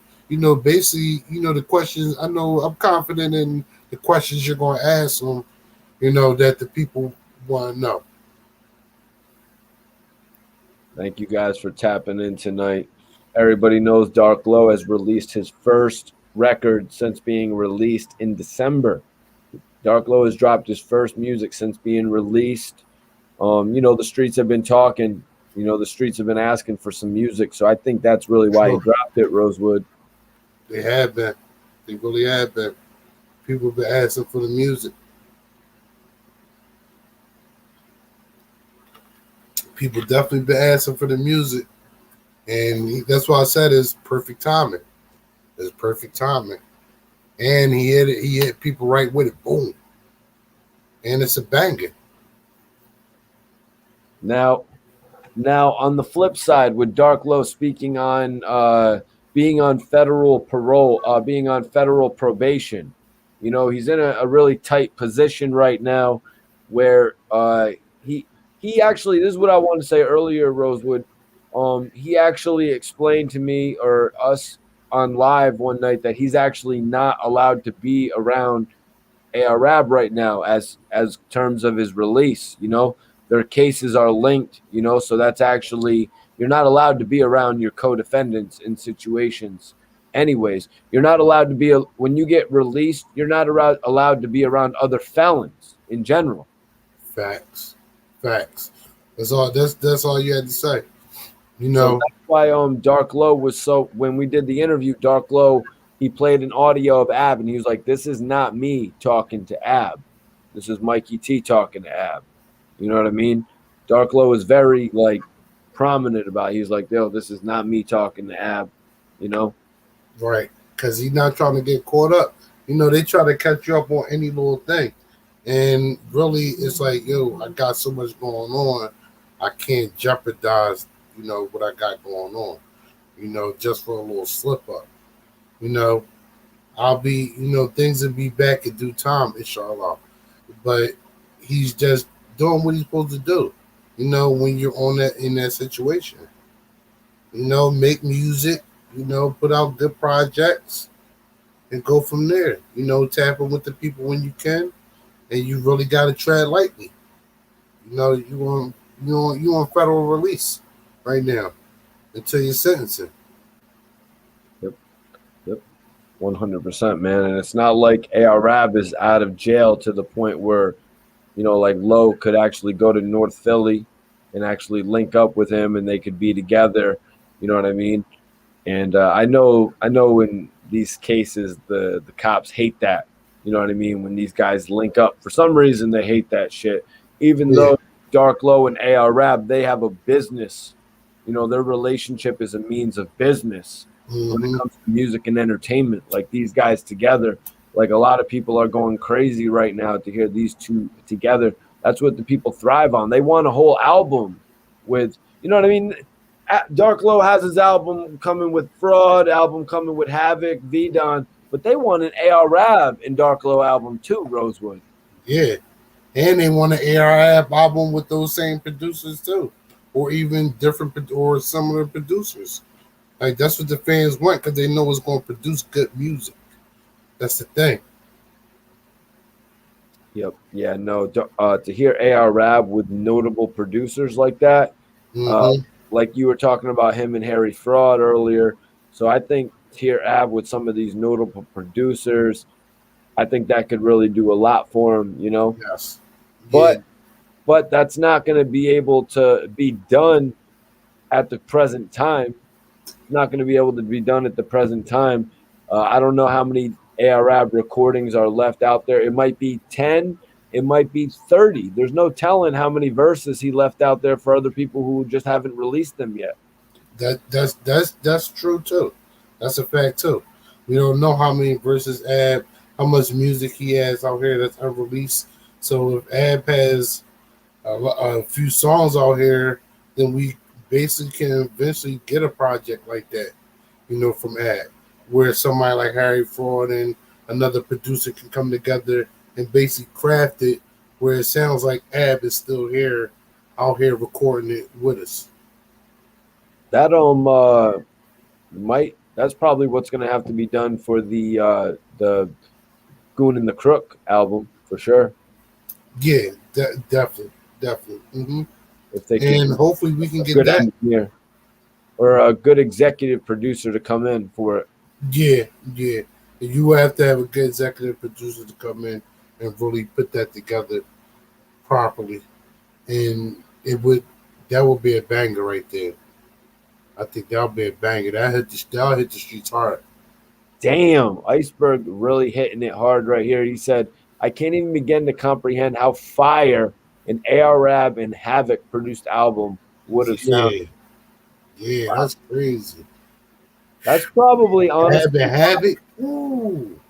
that's Yeah, probably why Havoc and Dark Low are working together, Rosewood.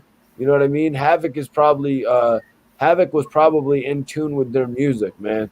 That Arab Dark Low, that's that gritty Mob Deep style. You know what I mean? Arab yeah. Dark Low, a duo. Mob Deep, a duo. Iceberg, you hit the nail right there, Iceberg, with that one. But Tyson, what up, my J? see, what I was elaborating to earlier as well, the fact that we can't get an Arab and Harry Fraud, we can't get an Arab and Havoc. Right now, we're honestly getting the next best thing. I'm not going to call it the second best thing. I'm going to call it the next best thing There you because go. Dark I Low agree. is Dark Low is just a whole different sound. You know what I mean? When we listen to Dark Low's verse on Harry Fraud's rhythms compared to Arab's, you know what I mean? These are two totally different artists with different formulas and different styles, which is why we're interested in one almost as much as the other. You know what I mean? Exactly. Exactly. Great observation on that one, Mikey T. Because that's exactly what it is right there. It's two different sounds, but it's that gritty sound, and it's a great combination where the chemistry is on point. The chemistry is on the beam with them two. So when you get those producers that know how to make that sound for them and then bring it together and make it mesh, we got something excellent on our hands. That's why I Well, said I can't wait to see it out with the album going to be. Tyson Garcia, just to address that, you see, Arab's voice on Havoc's beats would be what sold.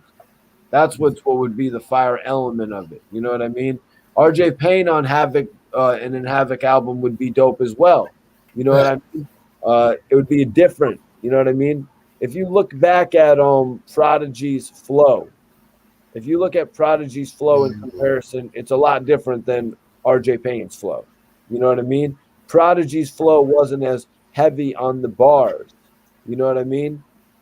uh, Prodigy's flow left room to tell story as well, as true, well as run. true. Facts. That's true. And it's like those the beats that Havoc did really personified his flow, his image. And that's why I think like Havoc with like ARF, he can do possibly the same thing, even with Havoc and Dark Low. He can bring that grittiness sound that complements them. But yo, if I should Dark Low should get RJ Payne on the Havoc album though. Mm, possibility. Possibility. That should be happening. Yeah, I mean, we see. I don't know. I don't know what's going on in the session. I can only hope for something like that. That needs to happen. It needs to happen. Dark Low needs to do that. Uh, RJ Payne needs to go to Dark Low's hood, or however it goes. Dark Low, I'll probably go to Dark Low's area, being that there's probably a curfew or something he's on with that ankle bracelet or Oh something. yeah, yeah, he definitely on curfew. Yeah, or even if they can email the track. Oh no, but I'm saying they need to do a video. You know what I mean? They need to Oh do. yeah, for the video, yeah, yeah, yeah, they'll be able to do it. Within the curfew times. King Smog, you right. I was going to say facts on that. That Alchemist project, the Albert Einstein project, Prodigy. The beats is crazy, man. I would like to hear Alchemist and Dark Law, or Alchemist and Ad. But let me see. But yeah, my favorite projects from Prodigy were probably Return of the Mac and HNIC 2. I like Return of the Mac. I'm going to say HNIC 1, the first project. That's my joint. When that came that summer, I'm mad he pushed it back because it would have sold more and all that, but I still like that project. So what'd you think about HNIC 2? That was I liked it. I didn't like it better than the first one, but I It was a think little weird. Yeah, it was like that's when P was just angry. He's angry at everybody. When he came out with Return of the Mac, he came back with that P. I like that bandana P. Hell on Earth, yeah. No, Schizo, the world is ready. The world is ready for Dark Low and RJ Payne, man. Yeah. I don't like to hear when I hit somebody up and they're like, yo, I'm not ready to do that, man. RJ Payne is so good that I'm not ready to do. No, you got to be ready to do that shit. Always. I mean, says HNIC was the best one out of all of his albums. Listen, that album that's so dear to me, man. And you know when it came out, banging that in my CD player, that whole summer, you know, Keep It Thorough video dropping, you know, with that beat, that was like the perfect single for him. That Keep It Thorough joint, Yep. And then that beat was crazy. I don't know who did Havoc do. Did Havoc do that beat? I don't think Havoc did that beat. That Keep It Thorough beat, the single he had off the HNIC album. Did Havoc do that, or did somebody else do that? Let me see. Because I never checked that one out. Cause that beat is hard, man. Keep It Thorough.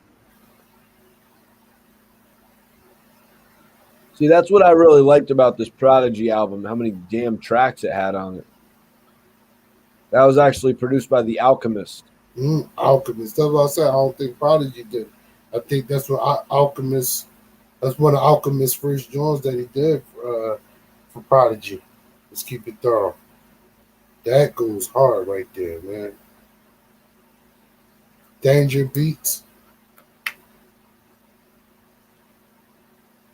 King Small. Got the Henny. King Small, right. Mikey T that said it. Mikey T brought it up. Mm-hmm. What was this? Hip hop trivia, man? Look, Mikey T, you took the words out of my brain. I'm about to say we got a little bit of hip hop trivia going, man. That's good. But, you know, I like for the fans to get little tidbits of, you know, hip hop information, man. What do you think about the most recent episode of Hip Hop Trivia with there was only 6 correct answers? Did I see the recent one? Was that with the rematch? No. The most recent one was RBH versus Horsey the Sun God. I ain't get to see it yet. I ain't get to see it yet. Don't tell me. Don't ruin it. I will tell you it was a hard episode though. Only 6 correct answers. Now, Mikey T, I already knew. I said for some reason, it's going to get tougher and tougher as it goes on. I'm like, these questions are going to get tougher and tougher. Like, you got to be on point. You got to be on point with the hip hop trivia. You got to be on point. So you say no multiple choice. There's no multiple choice. You guys, King Smart. You gotta know your shit. You gotta know your shit, man. 15-second time limit. Get a skip question. Mikey T added a phone a friend. You know, that's it. What else do you need? You don't need nothing else. Dark Low and Pain. But yeah, wait till you see this episode with Horsey the Sun God, man. He came from Niagara Falls, actually from Brooklyn, but currently in Niagara Falls. Okay. Yep. Yep, him Okay. and RBH. Very tough match. It had to be. If you 76, because RBH really be on point. He'd be on point with the hip hop trivia. Chase Moolah, what up, my J? You tapping in? Shout out, my J. Primo says the questions were easy too. Wow, Primo, you might have to tap in on a trivia challenge then, man. Yeah. Because Leo, I mean, I want. When I look at it, I'll be playing along too. So I yo, want to see how easy it was. is that another shirt? Don't mess with the Crippy. Yeah, there you go. That's your other joint. Don't mess with the Crippy. That's yours right there, Mikey T. As soon as you met that boy down in Puerto Rico. Don't mess with the Crippy, man. Yo, for some reason I can just imagine what he looks like. Don't fuck with that Crippy. I can just imagine what he looked like. Crippy get you trippy. Listen, man, I had some experience down the Badlands. Everybody know about the Badlands. You get some people try to approach you with some things, you like, oh, no, I'm cool. Crippy merch coming soon. Iceberg. Facts. Nah, man. I will have the whole Spanish community hating me. I will have Bad Bunny on my ass, yo. He'll be challenging me to a WWE wrestling match and all that. He'll be like, Wow, they be "Oh, Mikey T, I am not taking this from you." Man. I'm not gonna take this from you. They're gonna come up about the Crippy. Hey, I competed at WrestleMania. But you're gonna have to fight my homie first. And well, you're gonna have to fight Anuel at the SummerSlam. Over that Crippy. And I'd be like, yo, I will take on Anuel at the SummerSlam. I will whoop Anuel's ass at the SummerSlam. They're gonna have a chair and table match for you. I will put my $300 shoe in his Rudy Poo candy ass. And then I'm coming for you. I'm coming for Bad Bunny at WrestleMania, 1-on-1. All over the Crippy. All over the Crippy. All over that Crippy, man. It all goes back to that time I got the Crippy. And it wasn't Fuego. Crippy. Yo, man, I appreciate y'all. I appreciate y'all for tuning in. Shout out to PR. Shout out to the whole PR, man. Yo, so will people go crazy if I create Crippy merch? You might have to, change the letter. You might have to change the letter. Oh, should we make it Crippy with a K? Yeah, you have to change the letter. Or maybe we can make it Crippy with an IE. Yeah. Yeah. Yeah. You know. Damn right, Hulk Hogan Jr. in this bitch. They're like, he's not as good as The Rock. He's no Stone Cold. I would have said a mix of The Rock and Stone Cold. I'll say you tapped into your inner Rock. You sound like The Rock.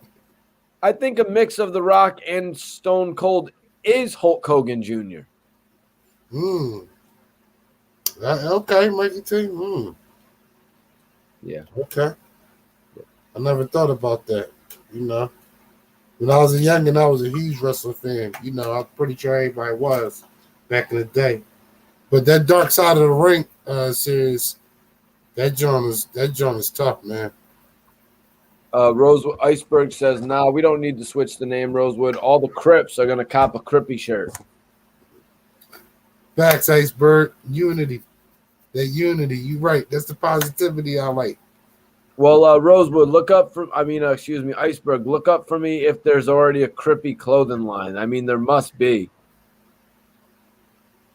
I could create a whole Crippy weed, you know what I mean? And then when Rihanna actually meets me again, she'll be like, oh, you're that white boy who had the Crippy. and I'll be like, yeah, I got a whole like organization called Yeah, Crippy now. because it's It's worth $100. $1 This Crippy is $100 an eighth now. Good. We got a different. This Crippy, we changed the whole meaning of Crippy. Now it's gas. Right, exactly. Live free. But yeah, a lot of people are like King Smog said he actually went and listened. Well, he's saying Sweet Chin music now, but he went and listened to the joint. He went and listened to the Vultures joint, and he was really impressed with it. Yeah, I agree. I was definitely impressed when I listened to it. And like I said, it got replay value. So I'm pretty sure whoever listened to it now, I'm pretty sure you're going to listen to it tomorrow. You're going to got good replay value. King Smog says, I was present at, the WrestleMania you were talking about, actually, Rosewood. King Smog says, I was present at WrestleMania 12 at the Arrowhead Pond in Anaheim. Bret Hart versus Shawn Michaels, HBK, Iron Man match. Shawn Michaels dropped down from the Raptors. That defined my childhood. Okay, so this is what I was asking Rosewood the other day, and I'll ask you, King Smog. Let me see. That's real sturdy, King Smog. I wish I was there. Hold on 1 second. I'm going to put the link up so you can tap in, King Smog, if you're not busy. There's the link right there. But I had to ask, man. You remember when I busted your chops about WrestleMania 12? You must remember, Rosewood. Oh, yeah. We was big. Come on, man. That match was kind of boring to be watching. You even said yourself you had got up during some. Did you snap? Yeah, Must have did a smoke break too, or did you watch the match while you were smoking, or you didn't smoke then? No, I don't think. No, I wasn't even smoking then. You know, or if I wasn't smoking, watching it. I don't know. I probably stepped out, got some munchies or whatever, came back. Yeah. Well, when King Smog gets when King Smog gets in here, we're gonna do a little review of WrestleMania 12. Yeah, if King Smog could, that'd be honorable because he actually was there. Because I remember a thing or two if he was talking about it, and yeah, I would remember. Yeah, I remember him coming from the Raptors though. I remember coming down like that. So King Smog, hit that link, man, and come join us. We want to talk about WrestleMania 12 real quick. Yeah, that's a good honorable joint. Because he's there live. No, I love this shirt idea. You make a Rihanna shirt. She's smoking some weed saying, I don't like Blue Dream, but I know Mikey T. That's Sean. That's good. I mean, that's a good one right there. That's a good one right there, man. Salute everybody in the chat, man. Salute to everybody that come in and fuck with us, man. That's real honorable, man. We keep it positive over here, man. Positive vibes, being creative, man. Creative content, man. And, you know, letting the people in the comments add their critique, too. You know?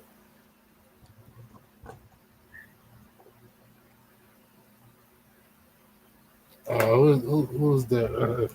Big Kurt. Big Kurt, fresh out. Wig splitter. I haven't looked into it too much, but I guess Cassidy's starting a tournament or something. Cassidy, I heard something where I don't know if I don't think it was a league, so it might be a tournament. Okay, so he's starting a tournament. I wonder, is he going to compete in it as well? Because he should. No, I think he's going to compete in it. Good. Yeah, good. I think he's going to compete in it. Because just like we were talking about the hip hop trivia battle, like RBH said that he would want to compete in it. You know what I mean? So I don't think if Cassidy does a tournament, it's not interesting unless he competes in it. Facts. I'm hoping he competes in it. I don't see why he wouldn't. You know, I don't see why he wouldn't. Because, you know, it's a test of endurance, of your rap endurance. Because I want to see who's all on the card, you know, for the 8 tournament. People or 16? What would you say? Top 8, right? Top 8. Top 8 would be sturdy. 16 would be it'll be kind of oversaturated. It seems like it'll be oversaturated. Right. So you had to get through some Jones you don't want to see. But apparently, they invited Goods, but he declined. I mean, like that's easier said than done. You know what I mean? Like when that $50,000 check comes in, your answer might change. oh yeah, but I don't know. I mean, if I'm a battle rapper, and anybody that's throwing a battle rapper tournament, saying like, all right, we need the top 8 battle rappers to be in this tournament. I'm not turning it down. I'm looking like that's blood sport. That's the Kumite.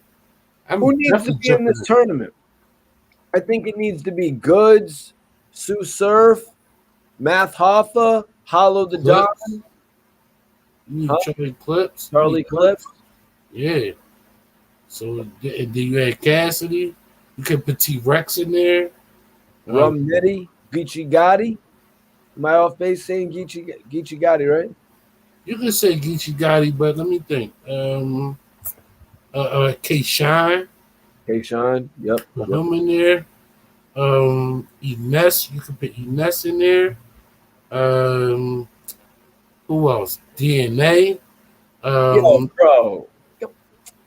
Rosewood, What? I know Not you yet. love to rep. I know you love to rep for your city.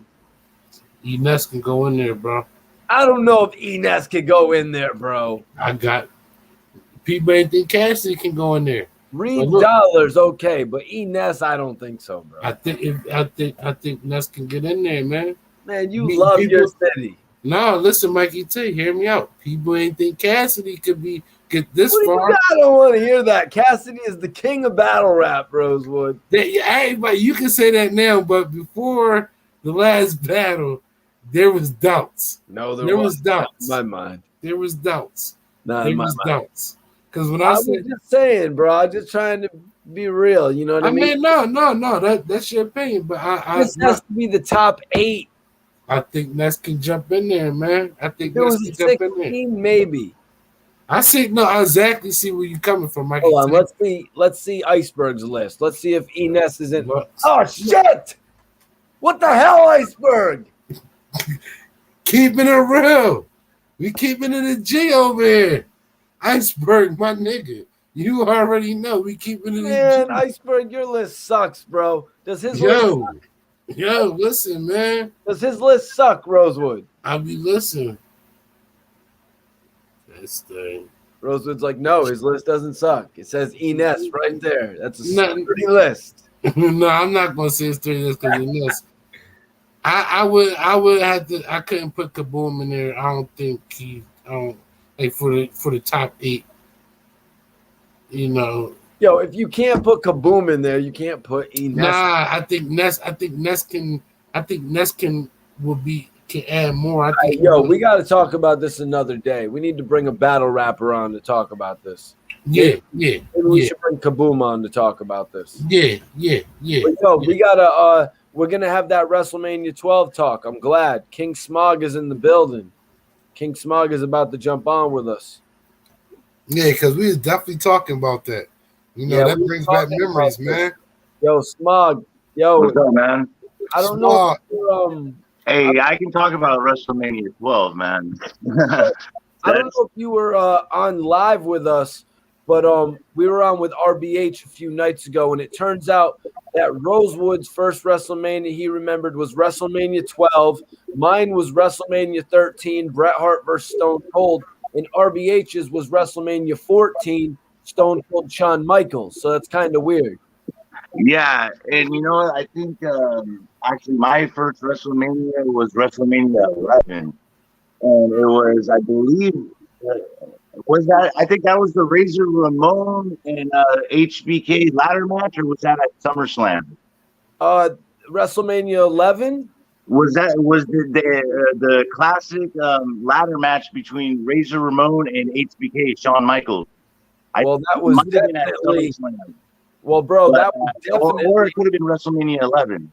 That was definitely the Lawrence Taylor versus Bam Bam Bigelow WrestleMania. Right. Yeah, LT, Bam Bam Bigelow. Okay. Was that at 11? Yup, that was at 11. Okay. All right, yeah. Yeah, Bam Bam. I remember, he was part of the, Bam Bam Bigelow. Actually, he's old school, man. He fought with Andre the Giant back in the day. He was going at it with him, Yo, and Smug, like they had a little rivalry. What's up? was that Lawrence Taylor Bam Bam Bigelow main event as bad as everyone said, or was it just really misplaced? Uh, you know what? I I don't really particularly remember watching that match, but you know what? Sometimes that was the era between it becoming like a regular match of like 5 minutes, and they didn't really go outside of the ring too much, and then it kind of transferred over to people are coming outside and people are helping the people, and they're coming through the chairs, and breaking the rules was like a regular thing. You know what I mean? So let's get into WrestleMania 12, though, Smog. I want to talk about this because I busted Rosewood's ass on this a little bit, man. And let me just say, like, my WrestleMania 13, Stone Cold versus Bret Hart. Then I had the cool Undertaker versus Sid match. You had Shawn Michaels versus Bret Hart in this long ass, hour-long match that had no pinfalls. How were you interested in that, especially seeing it live? I was a huge HBK fan. That's how I was interested. Like I was HBK for Halloween, man. Like I like both of them. I like Shawn Michaels and I like the Hart Foundation. I like both of them. So they are both fans of both of them. So that's why I was interested too. I was tuned in. I like Bret Hart too. I was a big Bret Hart fan too. And I remember I was actually on my way to a WCW match when we heard on the radio that Owen Hart had passed away. It was the weekend of my birthday, and we were on our way to Vegas to go see Halloween Havoc, WCW Halloween Havoc, the thing that they did in during Halloween WCW. Yep. So yeah, I was a huge Bret Hart fan, man, and but I was a bigger HBK fan. All right, so did it piss you off that there was only one fall throughout the whole match? Were you expecting something else, bro? Because we saw in later years that there was an Iron Man match with Triple H and The Rock, and there was like 5 or 6 falls apiece. So were you annoyed that there were no falls? You know what? I not really, man. I kind of they switched it up a little bit. Initially they were on the mat for like 15 or 20 minutes, and that's because they have to conserve energy, man. It's it's just like any other sport, they can't just go full throttle with and exerting all their energy and doing all these crazy moves in the beginning of the match. They got to make it last 60 minutes. So yeah, 15 or 20 minutes they were on the mat. All right, but then they went backstage and started getting down, and they went all over the place, man. And they started. It was a good match, and it just there were so many close calls where I just kind of felt like my heart was going to drop, dude, because Shawn Michaels was my idol, man. He's all just his energy and his charisma, and So, guys, Rosewood, did you think at all that there was any chance that Shawn Michaels wasn't going to win this match? Thinking back then, no, I wouldn't known. I was none the wiser. I wouldn't know. I was a young boy that's tuning in. I was just hyped. This is my question to you guys, though, right? When you were watching it, was wrestling fake? What can I say? The last year before that, WrestleMania 11, Shawn Michaels had lost to Diesel in a championship match. And now this year, he's just winning. You know what I mean? So in that essence, it's like, did Shawn Michaels get the opportunity to win just because they wanted him to, or did he meet somebody that he's more evenly matched up with in Bret Hart? Because honestly, that's why I asked that question. I would have thought Bret Hart would have kicked Shawn Michaels' ass too. He was defending the title against everybody, from the Undertaker to you know what I mean. Who else? Who else did he defend the title against? Undertaker and Diesel. You know what I mean? Definitely the Undertaker. I remember the Undertaker. He beat Undertaker. That's true. And look, they didn't like each other either, man. Like Bret Hart and Shawn Michaels, like backstage, they didn't get along. Right. You know, like not at all. You know, let's get into a little bit of this card that wasn't good, though. Did you make it there in time to see the Body Donnas skip and zip with Sonny versus the Godwins? I do remember that one. Trust me, I remember skipping Sonny real well, especially Sonny. Sonny, yeah, I know you remember. He was in, was she in Playboy? Or was it Mac? Dude, I got a chance to meet Sonny one time in Florida, actually. It was at this, they play wrestling pay-per-views. She was there. All right, so I like this. You got the chance to see Yokozuna that night, huh, man? It was Yokozuna, Ahmed Johnson, and Jake Roberts versus the Bulldog, Owen Hart, and Vader.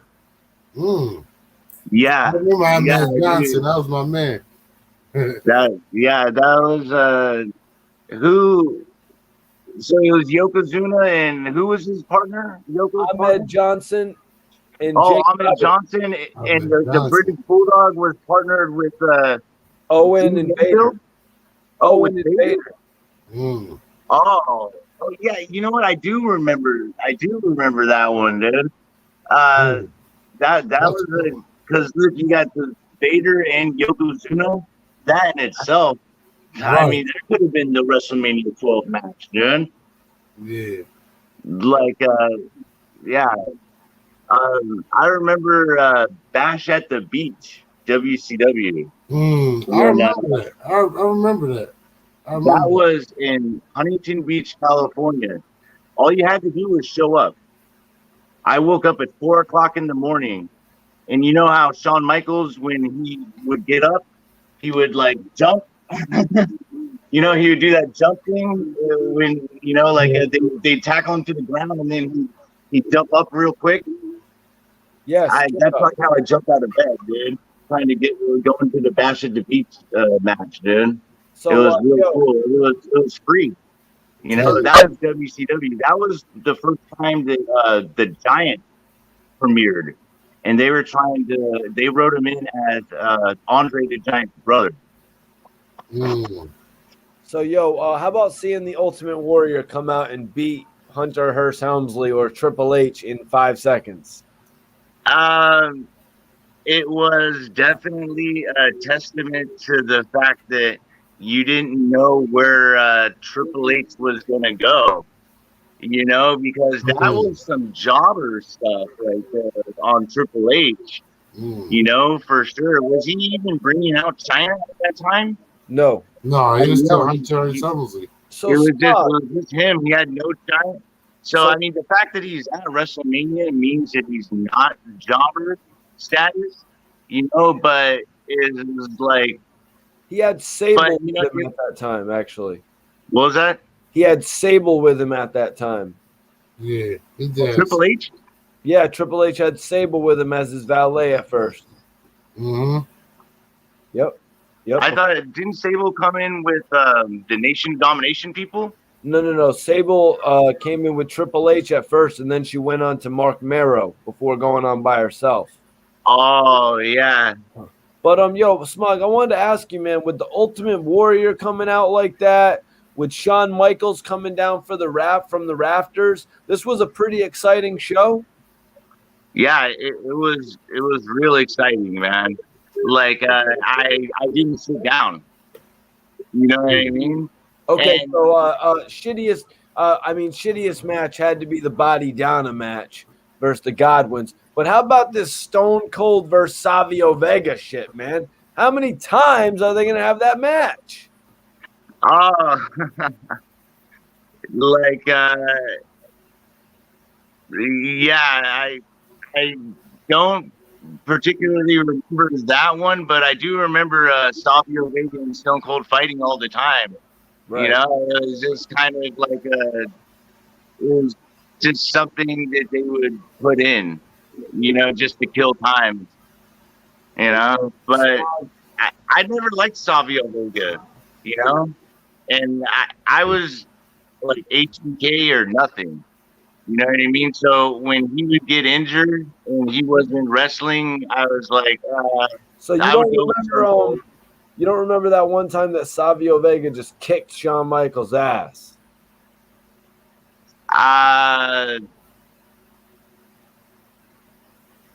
You're like, no, I say I do. I don't remember it, dude.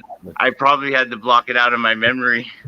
But yo, Smog, before I let you go, brother, what did you think about that Dark Low Vultures record, man? What do you think about that being the first record he released since his, coming out of jail?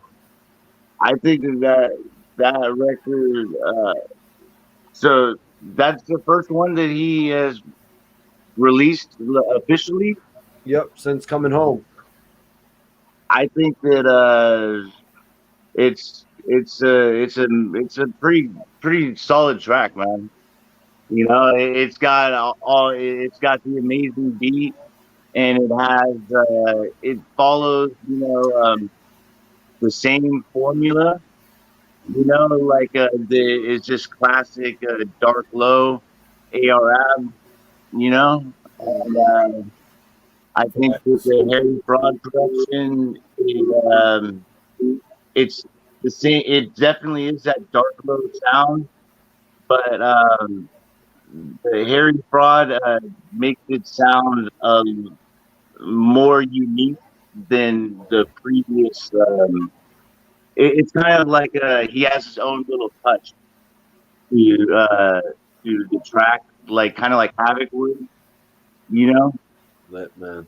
Even though he's not as seasoned as a producer as Havoc is, I thought that the beat was amazing, and I like that part where he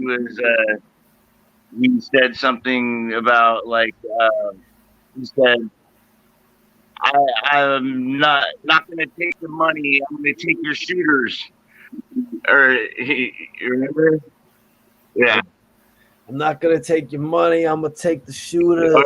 Something like that, yeah. But yo, Smog, want to tap in with you later, brother. Appreciate you, man. Salute, my J. All right, man. Yeah. Thank you.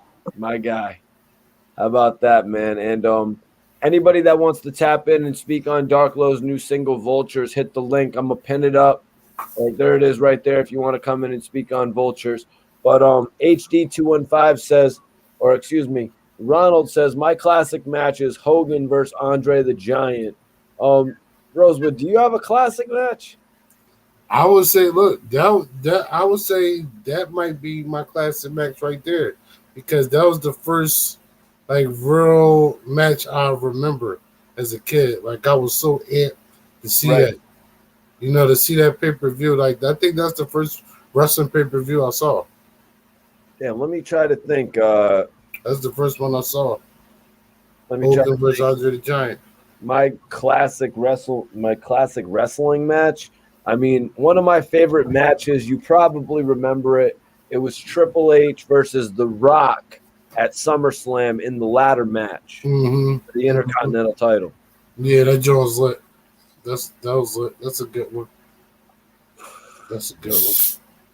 Couple good matches like that, man. Nick said, "Yo, Nick, appreciate you for tapping in, man." He's checking in from Philly, actually. He said, "Right, Nick. Yeah, salute. I see you down there, Nick. Tapping from the city. Undertaker, the greatest of all time. Is that true, Rosewood? Is he the greatest? He has a definite argument for the greatest of all time. Yeah, he got an argument, but I always gave the Hogan. It's like Hogan is like the de facto. Well, Undertaker beat Hogan. Yeah, he beat him, but it's just like twice. Yeah, it's just like I don't know. It's just like Hogan is just like the staple of wrestling. You know, it's just there's something about it. Yeah, I think Triple H and The Rock had one of the best feuds. A lot of people go crazy on the fact that they involved Mankind or Mick Foley and Big Show into their WrestleMania match at WrestleMania 2000. But I Yeah. didn't really hate that so much. I don't know if you really remember that, Rosewood. No, I remember people not liking that. I remember people. I remember people not liking it. Would you have rather it been a singles match? They've already had so many singles matches. No. That's why I liked it because it wasn't a singles match. And then and I like Nick Foley. I like Nick Foley. I was like I always mess with him. All right. So this is one I actually saw live, Nick. He says my classic match is I remember that. versus Triple H and Shawn Michaels, the guest referee. That was actually let me see. Do you remember the stipulation for that match? Who remembers the stipulation? Undertaker versus Triple H, Shawn Michaels as the referee. Smart. What was the stipulation there? That was a good question. What was the stipulation for the Undertaker versus Triple H with Shawn Michaels as the referee? Damn.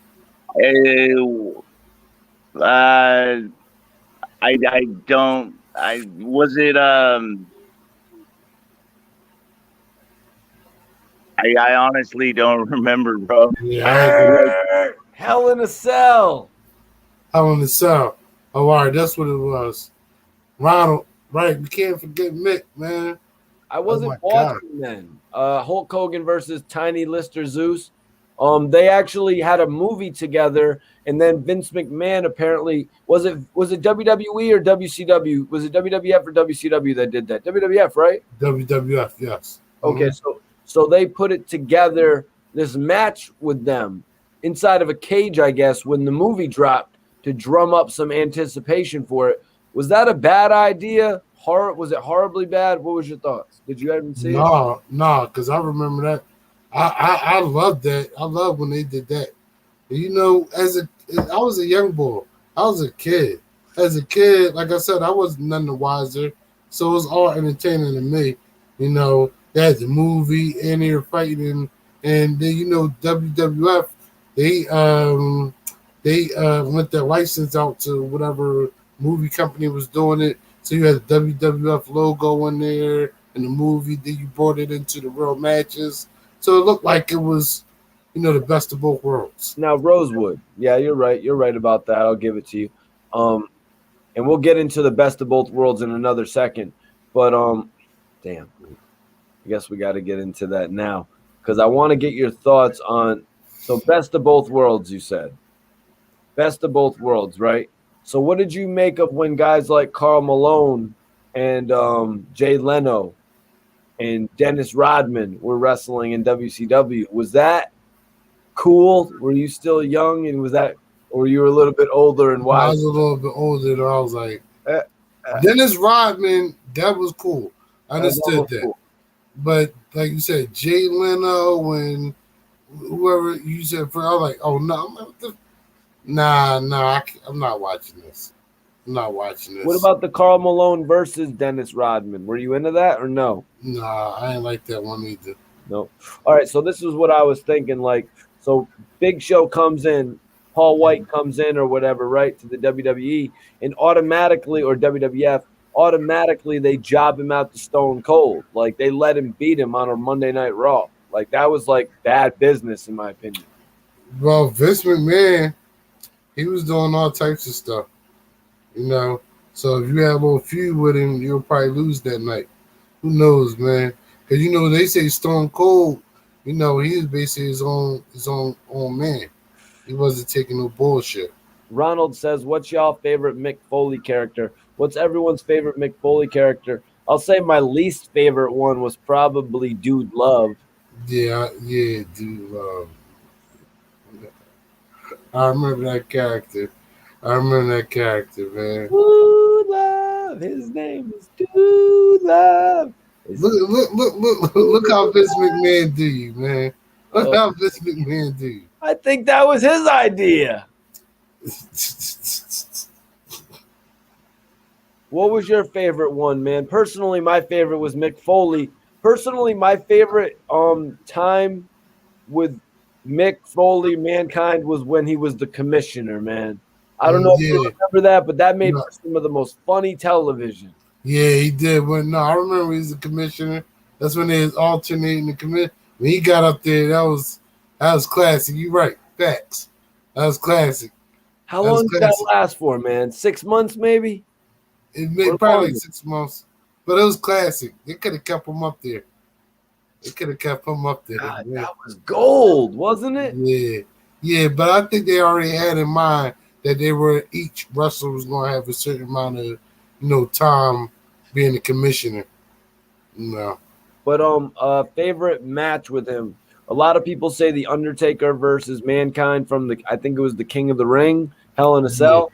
But what about the Cactus Jack versus Triple H? No Way Out, Hell in a Cell match where he put his career on the line. Yeah, right. Right. Dang, I forgot about that joint. That's a classic match. You got me looking up classic wrestling matches, Mikey T. Everybody likes Cactus Jack, man. Yeah, Cactus Jack was definitely the man. Well, how did you like Cactus Jack and his tag team partner, Chainsaw Charlie? Chainsaw Charlie. Yeah, Chainsaw Charlie. Was that good? I think Cactus. I don't know what. I think Cactus Jack should have been by himself. I think he should have been solo. Another match. Nick says that match was vicious, Mikey T. Yeah, that's probably my favorite Hell in a Cell match, if not the first one with Shawn and the Undertaker, because that got really bloody. Yeah, that joint got bloody. The Rock versus Mankind. I know what he's talking about. He's talking about the Royal Rumble. Was it an I Quit or a Last Man? I think it was I Quit, right?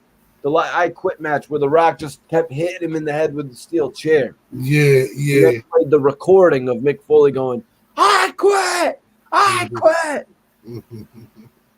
This bringing, Ronald Ruffin. You're right. This bringing back the memory of my childhood, man. Like, we used to play wrestling all the time, Saturday mornings. Yo, I remember one time me and the guys would wrestle all the time in the neighborhood at Oakwood Knoll where I used to live, right? And this one time my leg was injured. Right? Like, straight up, like I couldn't compete. It was like the Royal Rumble one day. So my brother and all the homies went outside to go play, right? The dude Ramon from up the street, the little fat kid named Vinny, who was only 7 years old when we were all 12. You know what I mean? He'd be there getting kicked in the stomach, start crying. All right. So, anyways, they all went out there, started having the Rumble. The really big, tall kid named Nathan, our friend Adam, who would always play Sting. You know what I mean? Everybody was having the Rumble, and I was like, yo, I can't go, bro. My leg is messed up. I messed up my leg so bad, right? So we had this little green patch, a square of green surrounded by concrete. And when you get thrown onto the concrete, you were out of the Rumble. So they're all having a match, yo. I brought this blue knee brace. You know them big old blue knee braces from back in the day? I put that shit, as my brother left, I started wrapping it around my leg. I'd taken it from my grandma's house, my grandpa's house. I started wrapping my leg up. Yo, I started hobbling my ass out there. I started hobbling my ass out to the Rumble. And then I got thrown on my ass and dude, my leg hurt so bad. But I was competing in the Rumble on a bad wheel. It was awesome. Did y'all make a belt? Did y'all have a belt? We had a couple different belts. We had a couple different leather weightlifting belts, and then we had the replica Intercontinental title, the foam. Y'all was special. My brother used to make them out of cardboard and tinfoil and Sharpies. Yeah, well, we found a couple weightlifting belts, that Hulk Hogan would wear around his waist. Yes. Hey, you remember the dolls, the teddy bears, the wrestling teddy bears. They had the Ted DiBiase one. They had the Ultimate Warrior one. They had the Hulk Hogan one. Yep. And I think that was about it. You know, like you were supposed to wrestle with them. You know, like oh yeah. yeah, No, you wrestle with them. Like the commercial was you wrestling with the they were like stuffed not animals, you know, but they're stuffed like, people. Yeah, people. Mm-hmm. Yeah. I remember that. Like the commercial was, you would wrestle with them. You know, I think it was because, you would watch wrestling, and you would always, as a kid, want to fight your brother or something. You know, so hey, just let's make some dolls. You know, Jump on real quick. Yo, Smog, hold up 1 second, brother. I'm gonna bring him on. I'm gonna ask Smog. Think about this. I'm gonna bring you back on for a second. I want to know what your favorite match was. They were asking what everyone's favorite match is and shit. What's this favorite match? But yeah, HD said we had the cardboard and the foil too. We we got kind of lucky finding this one belt. Yeah, lucky. Like it was like a brown. It was nothing special. It was just a brown leather belt, you know. Yeah. And then one time, I'll tell you this. One time, I actually bought the replica WCW championship from Benny's. It was $50, right? So I bought it, and it was like real metal and everything, the old big gold WCW title. So I had to defend it against my brother one time, John. I cracked him in the head with the belt and pinned his ass. Oh shit! Yeah, cracked him in the head with the belt and pinned him. Oh shit! You foul! You foul! You used the belt as the weapon. Yeah, after a long match too, I finally cracked him in the head with the title, and his ass did not kick out. Cracked him in the head with the belt. Yo, one time though, Ronald says he used to stunner the hell out of his brother. One time, this kid Ramon, who I just mentioned, he actually pedigreed this one kid in gym class onto a gym floor. Oh shit! Damn. Yeah, the kid had an egg on his head. He pedigreed him in the gym. Yeah, we were in third grade. Damn, he's in third grade. Yeah, we was grown in third grade, bro. He pedigreed him. No, I don't know. I ain't saying about so I'm gonna say he pedigreed him in third grade. Why'd this kid go down? This kid's legs went like just like the pedigree. It was like he went down. He's like. I see somebody get put in the figure 4 leg lock and their leg broke. Yo, Nick said my man hit me with the sweet chin music and laid me out. Oh shit, yeah, y'all play around too much. Y'all play around too much. Yeah, Ronald, the gym floor. So like that floor. That's what I'm saying. That shit crazy. But we were little kids. He didn't know what he was doing. This kid came up, Rosewood. This kid came up and he immediately had a big egg on his head already. How did that happen within that 10, 15, 20 seconds? How could that of shit have formed?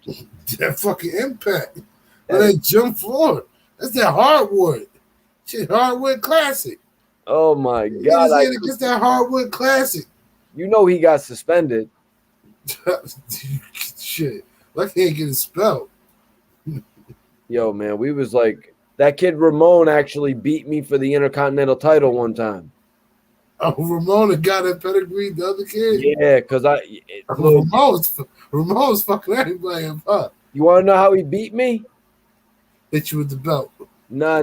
That was the belt that you could kick out of because that was the styrofoam belt. You know what I mean? The $15 joint from Ames. Okay. You know what Ames is or no? Yeah, no, I know what Ames is. Yeah. But so no, he DDT'd me. Oh, hit you with a DDT. Yo, he planted my head into the ground too. I did the flip. Oh, he got you with a perfect DDT. Poof. You out of it. Kicking out. There was no kicking out. He took the Intercontinental title. And you want to know the funny thing is, he never came back and played again. I think his dog chewed up the title. He said he never came back with the belt. No. Yeah, Ramon crazy, man. Yeah. And then I went over his house a few times. I didn't put it together back then, like, because I always was just like, because we fought a couple times after that. Like one time at a water fight, I ran up to him and I started punching him in the face, but then he started blocking all my punches like The Rock. Like I came like this. He was like, I was like,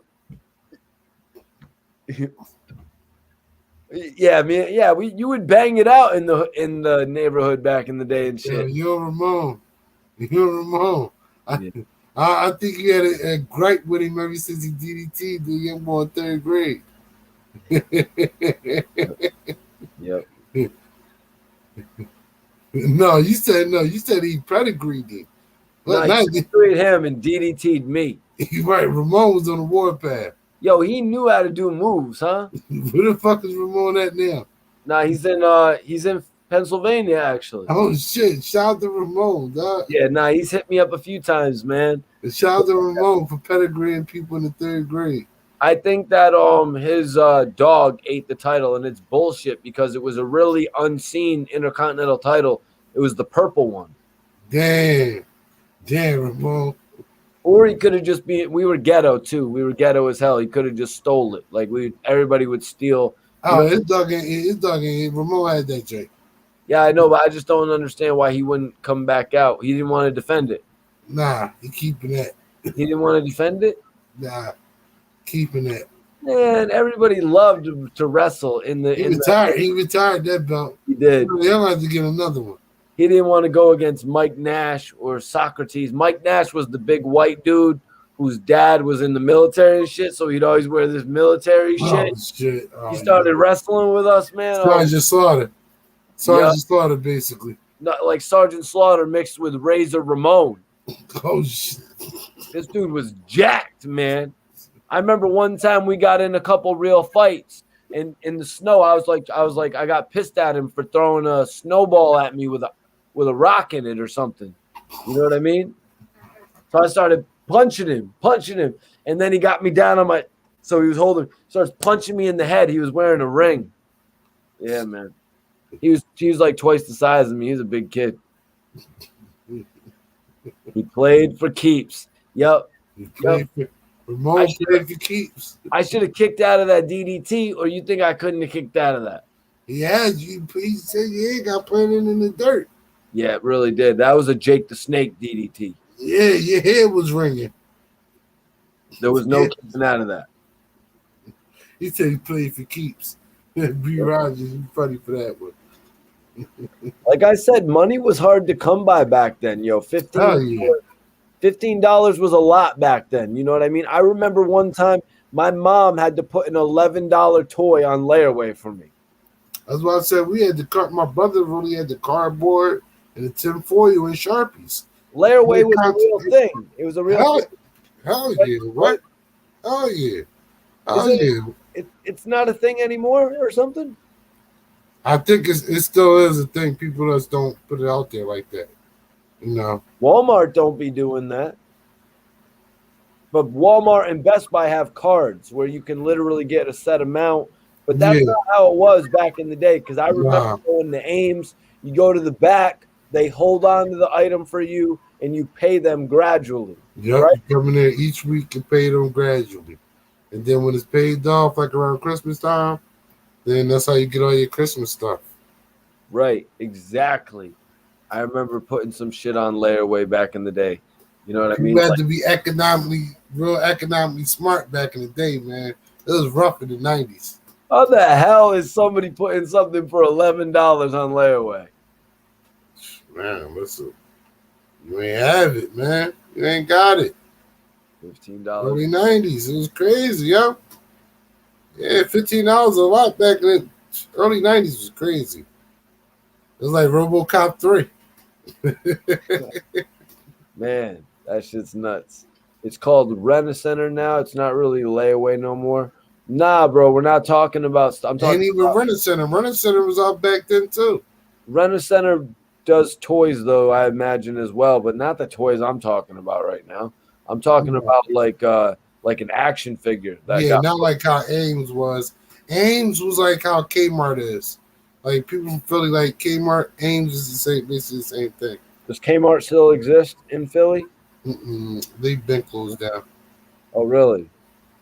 Because I was trying to get my brother. My brother is a John Cena fanatic, and I was trying to get him the John Cena shoes.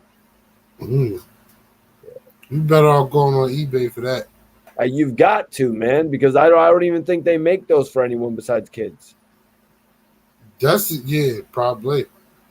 That's I was about to say, don't they? See, I was about to say that they only for kids.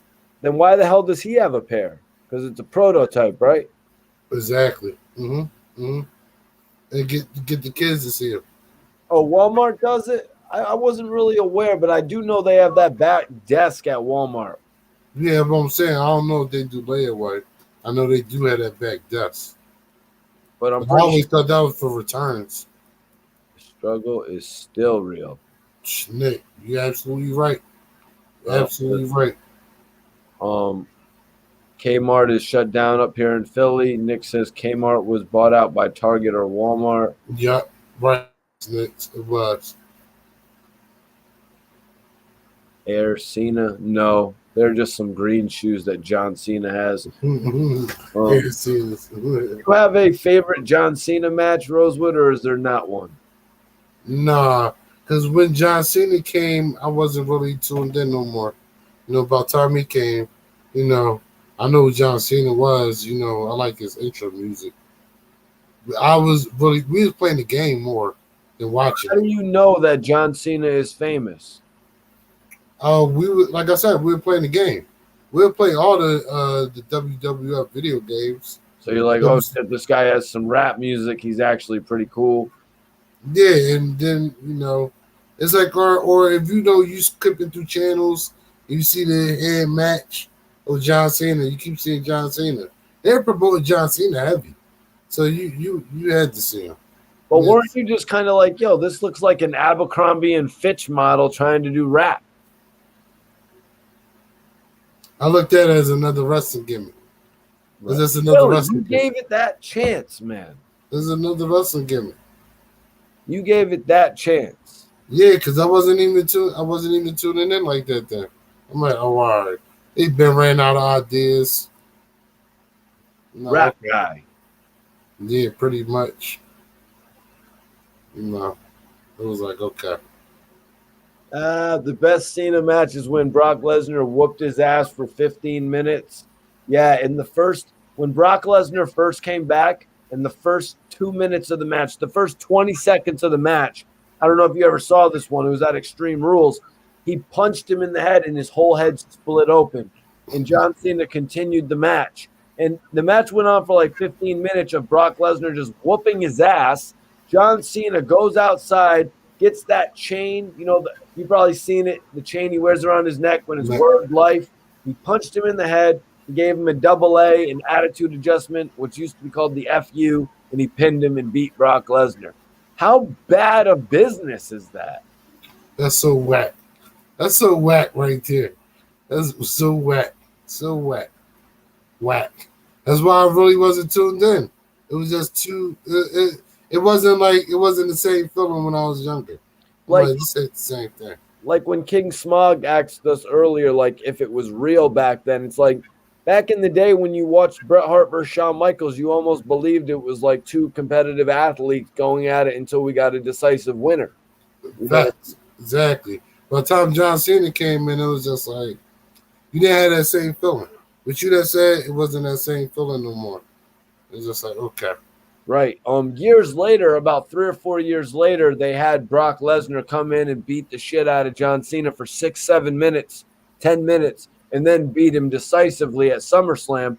But in Lesnar's first match back, they had John Cena beat him.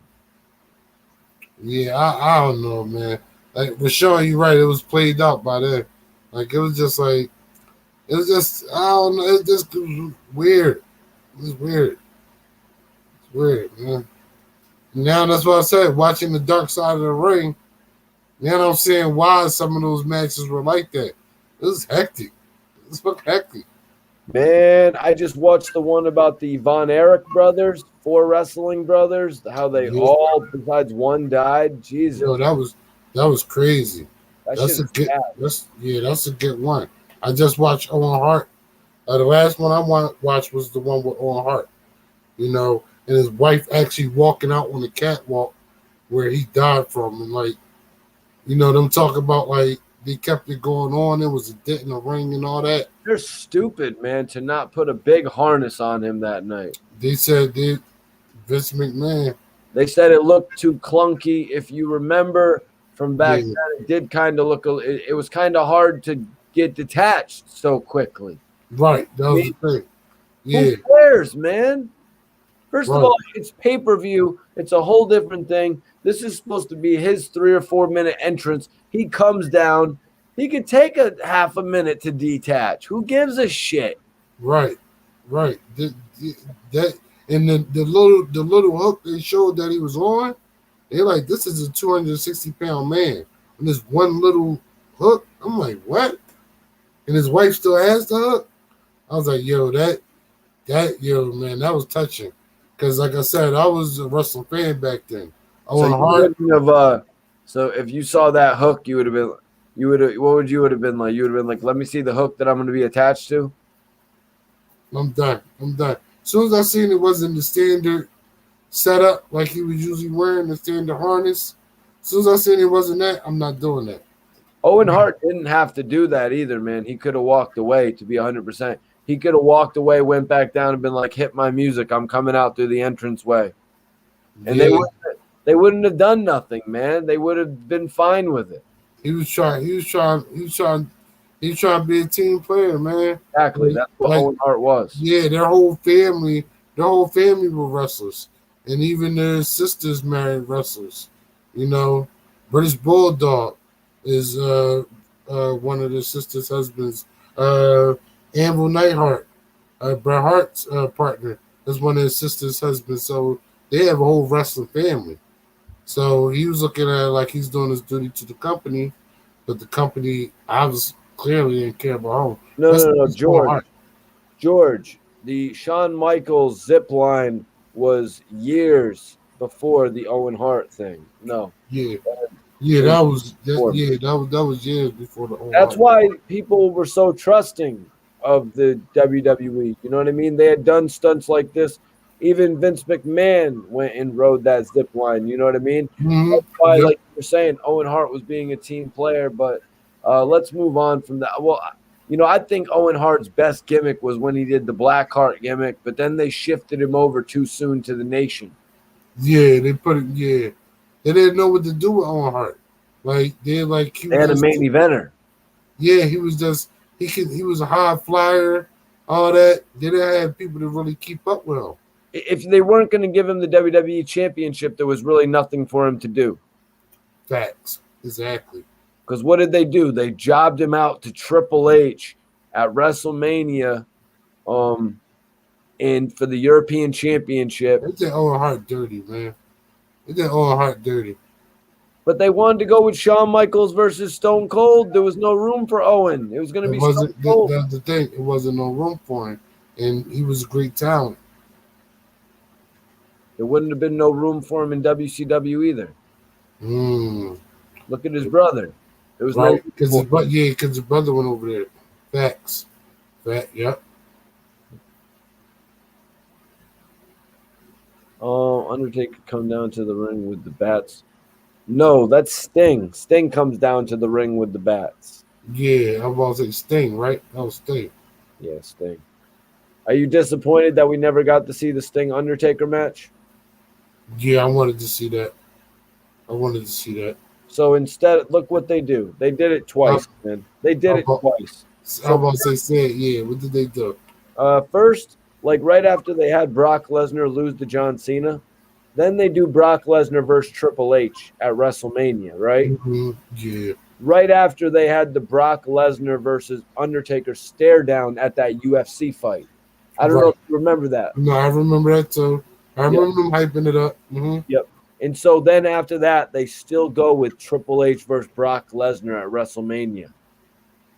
and they do the Undertaker versus CM Punk or something like that, Yeah, that was weird. That was weird. or the Undertaker versus. They had the face. They had the face down at the UFC, but they Right. didn't fight because I thought that was like I was like, oh, Brock Lesnar or somebody about to start. I was like, oh, Wrestler's about to start being in UFC. It was That's what I thought. all the media would have been behind that fight. You know what I mean? And then Yeah, so I don't know why they didn't do that fight. and then furthermore, they had Triple H beat Brock Lesnar. Yeah, And then they had Triple H beat Brock Lesnar. So then the next year at the WrestleMania 31 or WrestleMania 32, whatever it was, they did Sting. They did Sting versus Triple H instead of The Undertaker versus Sting. Why the yeah. hell would they do that, Rosewood? Vince McMahon. Vince McMahon. He must have. I don't know. I don't know because like the Triple H era, like there was a lot of matches that could have been put on other than Triple H. You know, back then, I and that was another reason why I stopped watching because it really got heavy on Triple H. And like you said, like the Sting, Undertaker, like it was certain matches we wanted to see, but you wasn't getting that. It's like, oh, we're only gonna give you this, and that's why, like, the show was saying it got played out. We wanted to see Undertaker Brock, not Triple H and Brock. Okay, do Triple H and Brock at SummerSlam. Yeah, something like that. But we want to see Undertaker and Sting, not Triple H and Sting. Yeah, I didn't want to see that. That's what I'm saying. They must. Nah, they dropped the ball. They dropped the ball, and that's why it got played out. Like Rashawn James said, it got played out. And that was some of the things that played it out. George asks Mikey, "Do you bang with AEW?" Is that the new? Is that the new wrestling joint? Yeah. Have you caught an episode of it yet or no? No, I watched the episode of it. It's actually pretty entertaining. I like what they're doing. I didn't like the what was the one they had where it's like a circle? What was that wrestling? It lasted for. Oh no, that was like a no. It's still on. That's called TNA. TNA. All right. They changed their ring to a 4-sided ring though. Okay. All right. Okay.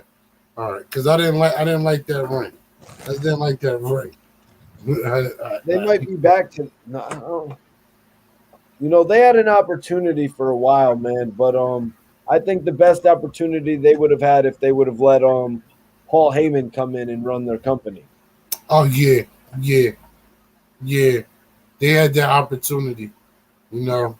Paul Heyman basically wrote up a statement letter, and he was like, "Listen, I will come in and run your company, but you got to have nothing to do with all these other people." Da da da da da da da. What do you think? They should have just taken that offer? See, I think the reason why they didn't take the offer because the people he didn't want to work with, they probably had extreme loyalty to. And they already had contracts with them. Yeah, got contracts, and they based their thing on being loyal to the wrestler. That was the whole thing, being loyal to a wrestler. I mean, because look what Paul Heyman went on to do. You probably don't know, but he went on to lead SmackDown. He was doing writing for SmackDown, and he was doing writing for Raw. I mean, maybe TNA would be in a lot different position. But I was asking my friend one day, and TNA is the worst wrestling promotion name, is what he said. I think their promotions is definitely suck. That's why I said like AEW. I like how they're how they're moving, how they're promoting. TNA, I just can't. I don't know.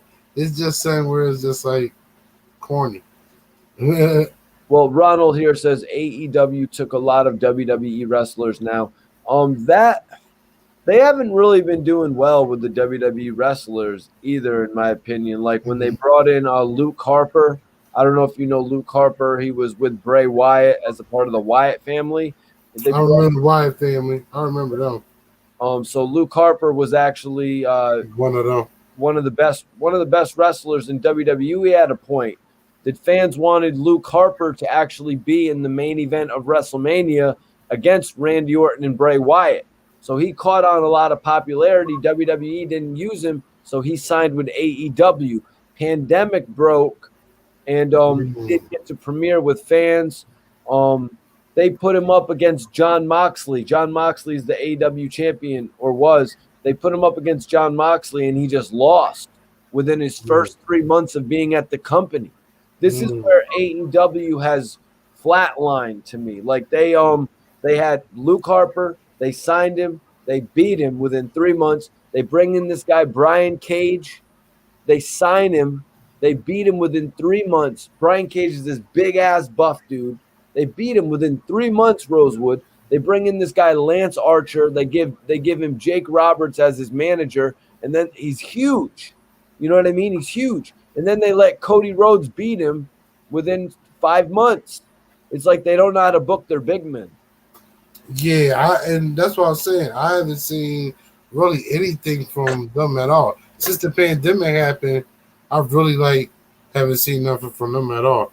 And before the pandemic, you might flick through some channels and let me see who's on here. Let me see what they doing. So you ain't even getting that no more. Well, they're certainly maintaining Rosewood. They're certainly they're around, but we gotta see what they do after the pandemic. I looked at them as being almost like a place if you couldn't go to the WWE, or if you wasn't a fan of the WWE, you can have this alternative right here. A lot of people will go there before the WWE for creative freedom and stuff like that. True. But look what they did. Do you remember Rusev from the WWE? No, if it's anybody new, if it's anybody really after 2010. Well, another guy that came to the AEW from WWE is Rusev. He had the blonde wife named Lana. They were pretty popular. He had a saying called Rusev Day, and it was major. So AEW brings him in. Now they bring him in. It's not Rusev Day. It's a pretty good gimmick. The best man. Okay? They got a little gimmick for him, but dude, they don't even let him wrestle. They had him at the side of this guy named Kip Sabian they literally made him the best man for Kip Sabian's wedding that they were leading up to for 3 months and not letting him wrestle and not letting him shit on television. They had a guy who was ready for the main event. It gotta be set. It had to be setting up, man. That wrestling business is funny. Like I said, after watching Dark Side of the Ring, now I'll be looking at it man, those guys put a lot. The guy New Jack, all those scars on his head and all that. He purposely makes scars so he can bleed. I'm yo, yeah, can't do that. And you don't got no 401k after it. This McMahon ain't trying to pay your medical bills. So then, guess who they got now? They signed the Big Show. Who, AEW? Yep. Okay. They signed the Big Show and they made him an announcer. I don't know what maybe I don't know what direction they're going in. They made another signing.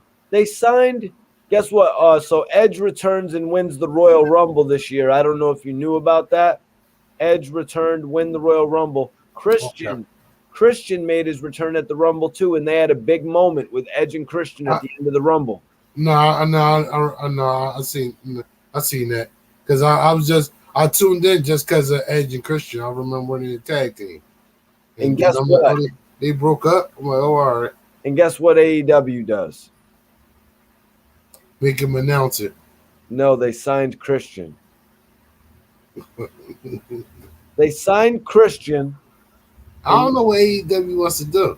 I don't know. And they're not going anywhere with him. They could do a big match here. Christian versus Kenny Omega.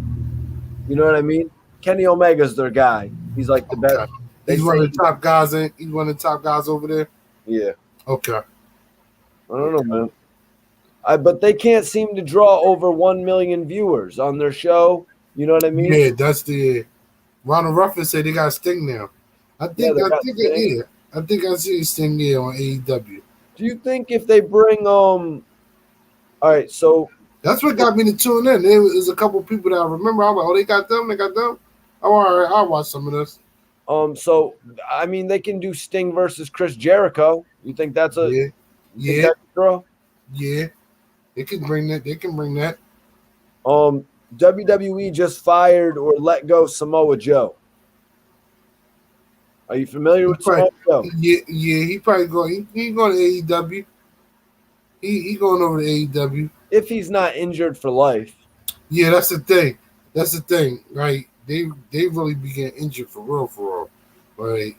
So if you still can do it, then you gonna do it. But he'll go to AEW. I wouldn't think that WWE would release Samoa Joe if he was ready to go. You said you don't think they will release him? Like if he could wrestle, like if Mhm. Samoa Joe was going to be able to wrestle, I don't think that they would have released him, man. Like there must be Oh some. no. Oh, you saying WWE? No, yeah. If he was able to wrestle, because usually that's when you can terminate when you can't. You're that injured, or they just can't find a gimmick that works for you. So he had to be injured because it wasn't his gimmick. Because like AEW could do Samoa Joe versus Kenny Omega right now and like be at the top of the game. They could. AEW could have did like you just named a bunch of matches they could have did. We Like need they to get could on have the been, writing team yeah, over they there. could have been on top. They could have been past. They could have been having 7 million viewers on whatever night they come on, guaranteed. Samoa Joe versus John Moxley, right? Yeah. Samoa Joe versus John Moxley, right? Mhm. Okay. Even like that, that's what I'm saying. It's just certain people you're gonna see that you want to see still fight. See, look at They this. can. Ronald says Brian Cage versus Brock is a big guy match that would be great. Brian Cage is hugely jacked, and they just let Dean Ambrose beat him. It's like it makes no sense. That's what I'm saying. That's why I love faith in them, and because it's like these matches when the certain people lose, it's like yo, this is like all right, it's not realistic at all. Right. And it's like, what is this leading to? Like, is this leading to a better match? Some better entertainment? Nah. So that's why I said I don't know what direction. Like you said, they're just maintaining, Mikey T. But you know what? It might be another. It might be another up and coming wrestling company that comes right behind them. Because I didn't when TNA came in, I didn't think it would be an AEW or somebody like that. Thank you, Off TV. Appreciate you, and major salute to you for that $5 Cash App donation. Really All appreciate TV. it. Good night. Have a good night. Smog, you ready to jump back in here, my dude? But I wanted to ask you, Rosewood. So if AEW brings in CM Punk to do CM Punk versus Kenny Omega, is that going to make them do over 1 million viewers a week? It would be now. The thing is, with the storyline be now this one you need the good writers, like you said. Bringing in what's the name you said from before that wanted to write for him that they turned down. What's the writer you said that started writing for Monday Night Raw and all that once TNA turned him down? I don't remember. No, we was just talking about him. You said the writer that came in, he said he wanted to do whatever. TNA turned him down, but then he went on to write for Raw, for Monday Night Raw. Paul Heyman. Paul Heyman. See, Yeah. now this is where you need a Paul Heyman at to craft those type of stories, because you need that type of story with that, and that will build that up. I have those fans. Yo, Smog, What's up, man? have you been keeping up with AEW at all or no? You know what? I'm kind of like how Rosewood talks about, when John Cena started coming around, he stopped watching it. That's when I stopped watching it as well.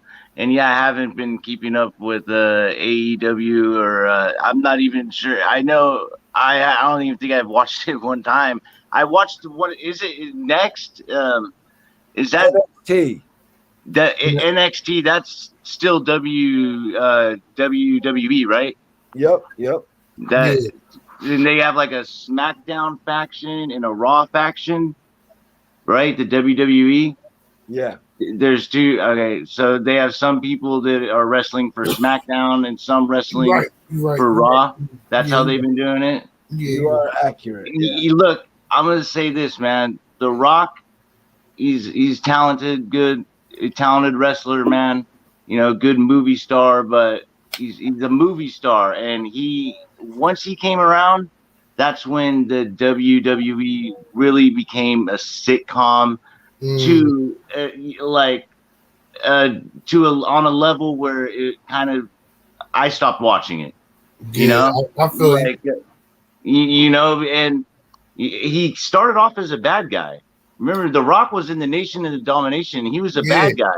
He's a and bad people guy. didn't like him, and all of a sudden, the catchphrases started catching on, and people started liking him. Hold on, Ronald. Yeah. Why do you turn NXT off? If you want to see some good wrestling, you can turn into NXT on a Tuesday. You can tune into NXT on a Tuesday night on USA. I give you that. If you want some good wrestling, you can rock with NXT. You can. Now I'll say. Now, not to cut you off, Mikey T. Yeah, you're straight, Rose. Going with King Smart was saying about The Rock. It's a couple wrestling podcasts, and they were saying that The Rock will get bullied by Shawn Michaels, Bret Hart, somebody in Triple H. Hold on. All three of them will play tricks on The Rock. Your homie, your hero, King Smog, was bullying people? I wouldn't be surprised. That was back in his DX days. Yeah, they're like really bullying The Rock in real life. Like Shawn Michaels kind of turned into a bad guy a little bit when he was doing the DX thing, He turned into a douchebag. Man, he was a bad guy before that shit, man. He kind of was. He stunted Vader's push. He didn't let Vader win the title at that SummerSlam when he should have won it. Shawn Michaels is always going to get the bad rap for the Montreal Screwjob. I was just about to say, hey, look. He's always going to get that rap for that. Even though it's Vince McMahon setting the whole thing up, Shawn Michaels is always going to be looked at a bad guy just for that incident right there. It was Vince McMahon that came out, though, and basically told the referee to call it.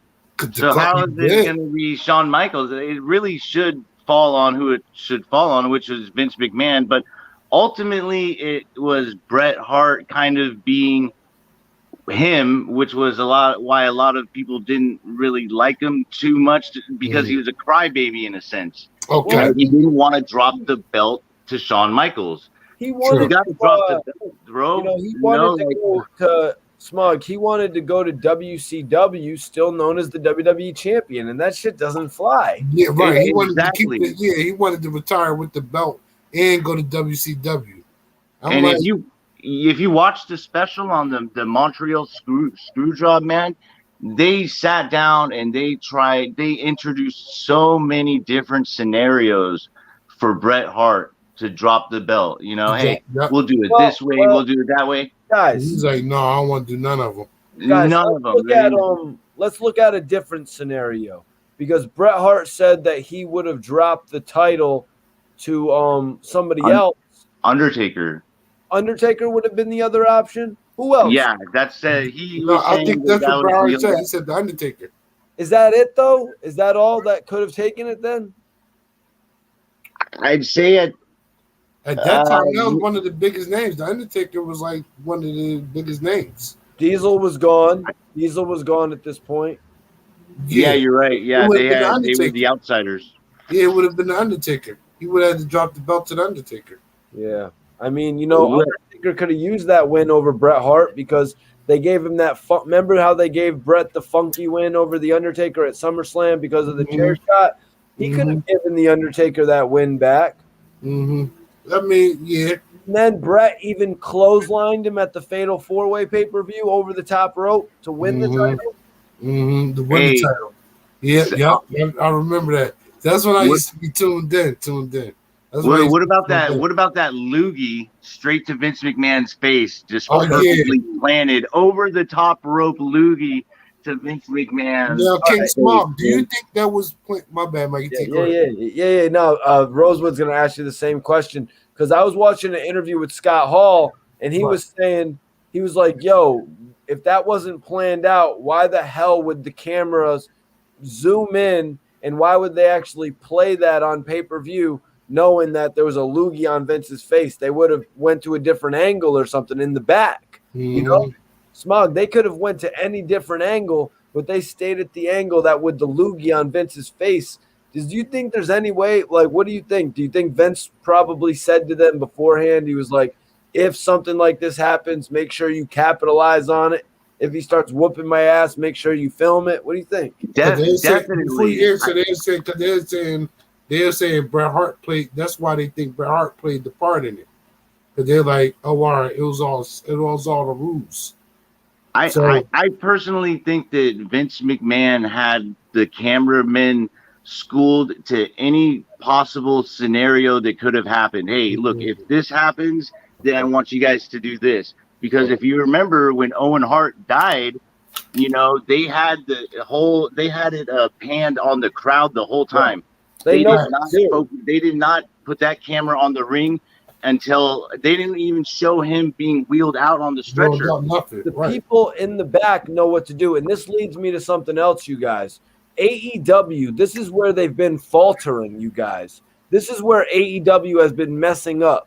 So last week, they had a blood and guts cage match where it's like an 18-foot, 20-foot cage, right? So Jericho and MJF go up to the top.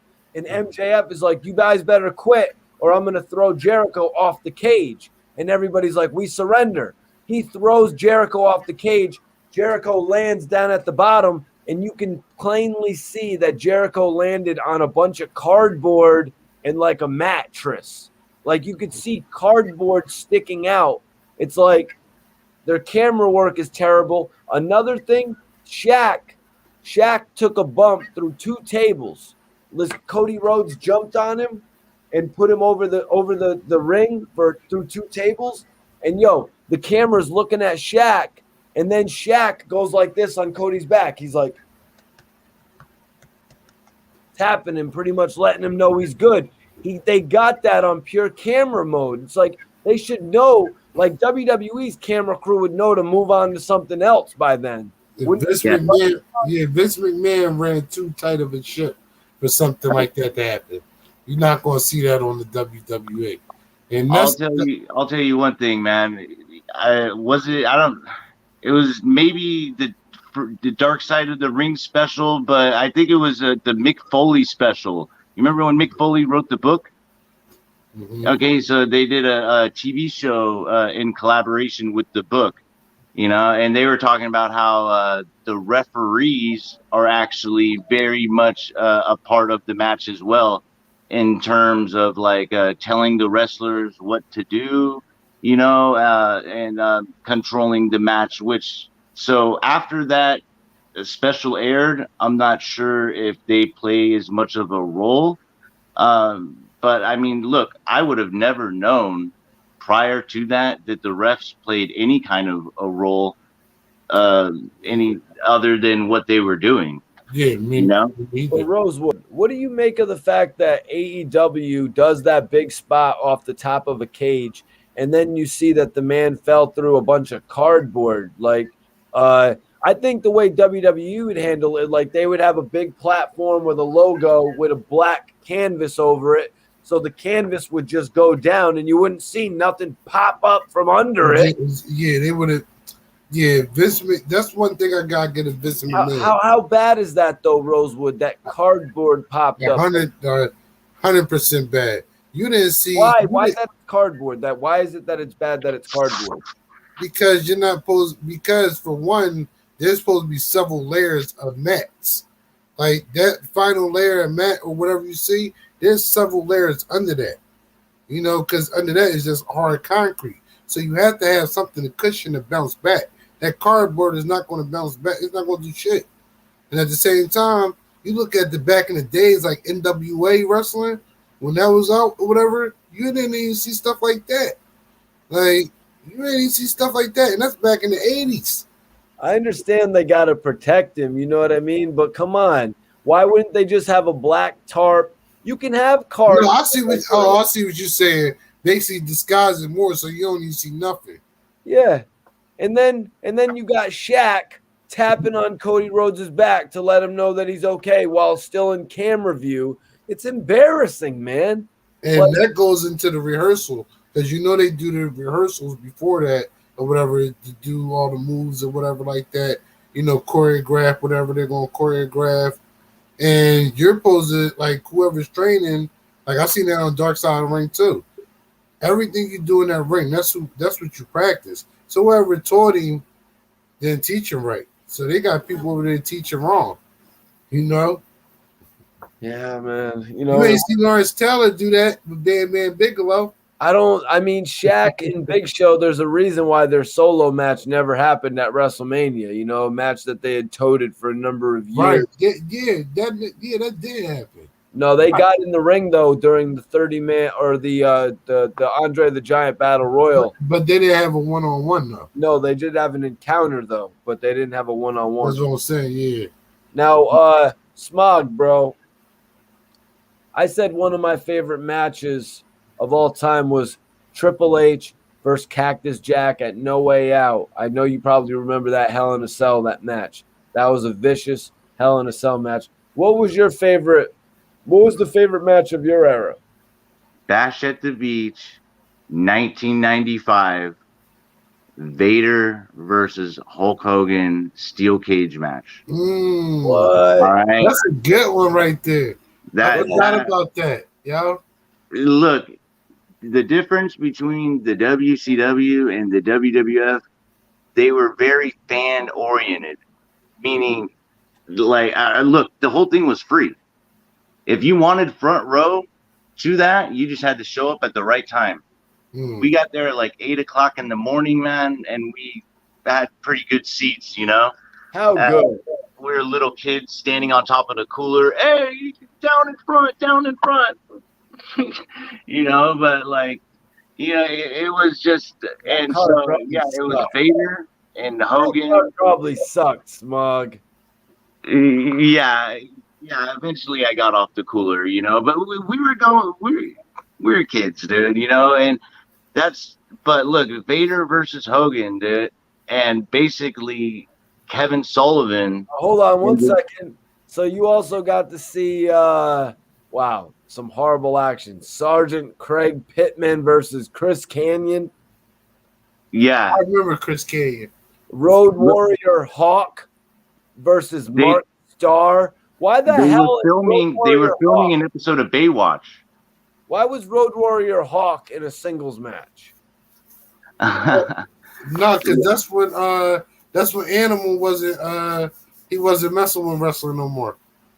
Yeah, Animal was going through a situation. He wasn't messing with wrestling no more. Sting versus Ming. Are you serious? Hey, I remember Ming. I remember him too. See, we used to play it on PlayStation. Hold on.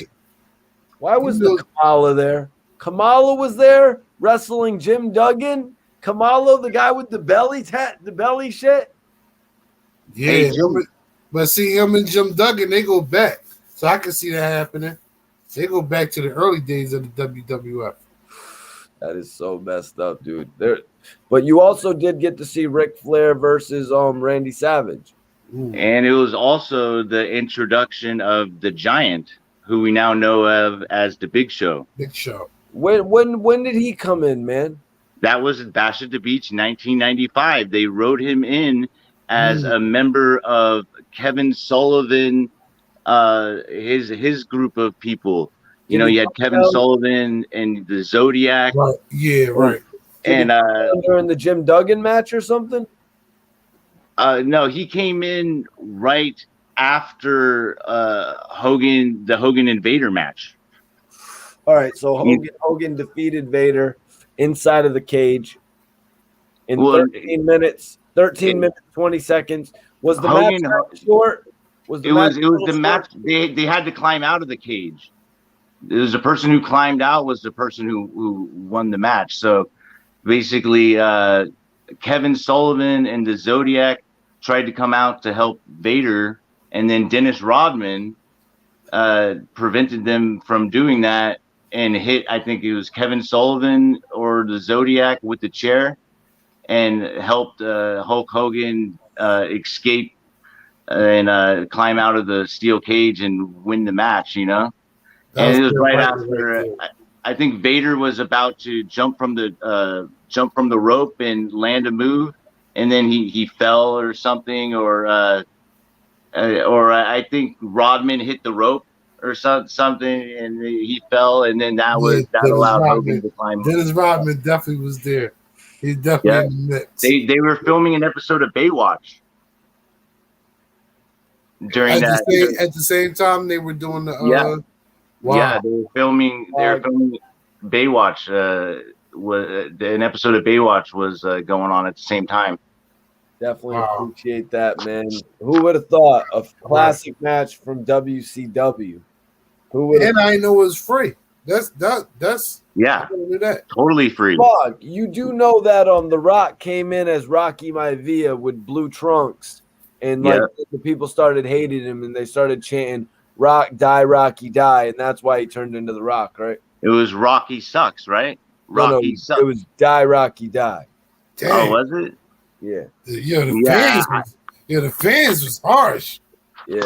Yeah, because they were trying to present him as such a cookie cutter face. Right.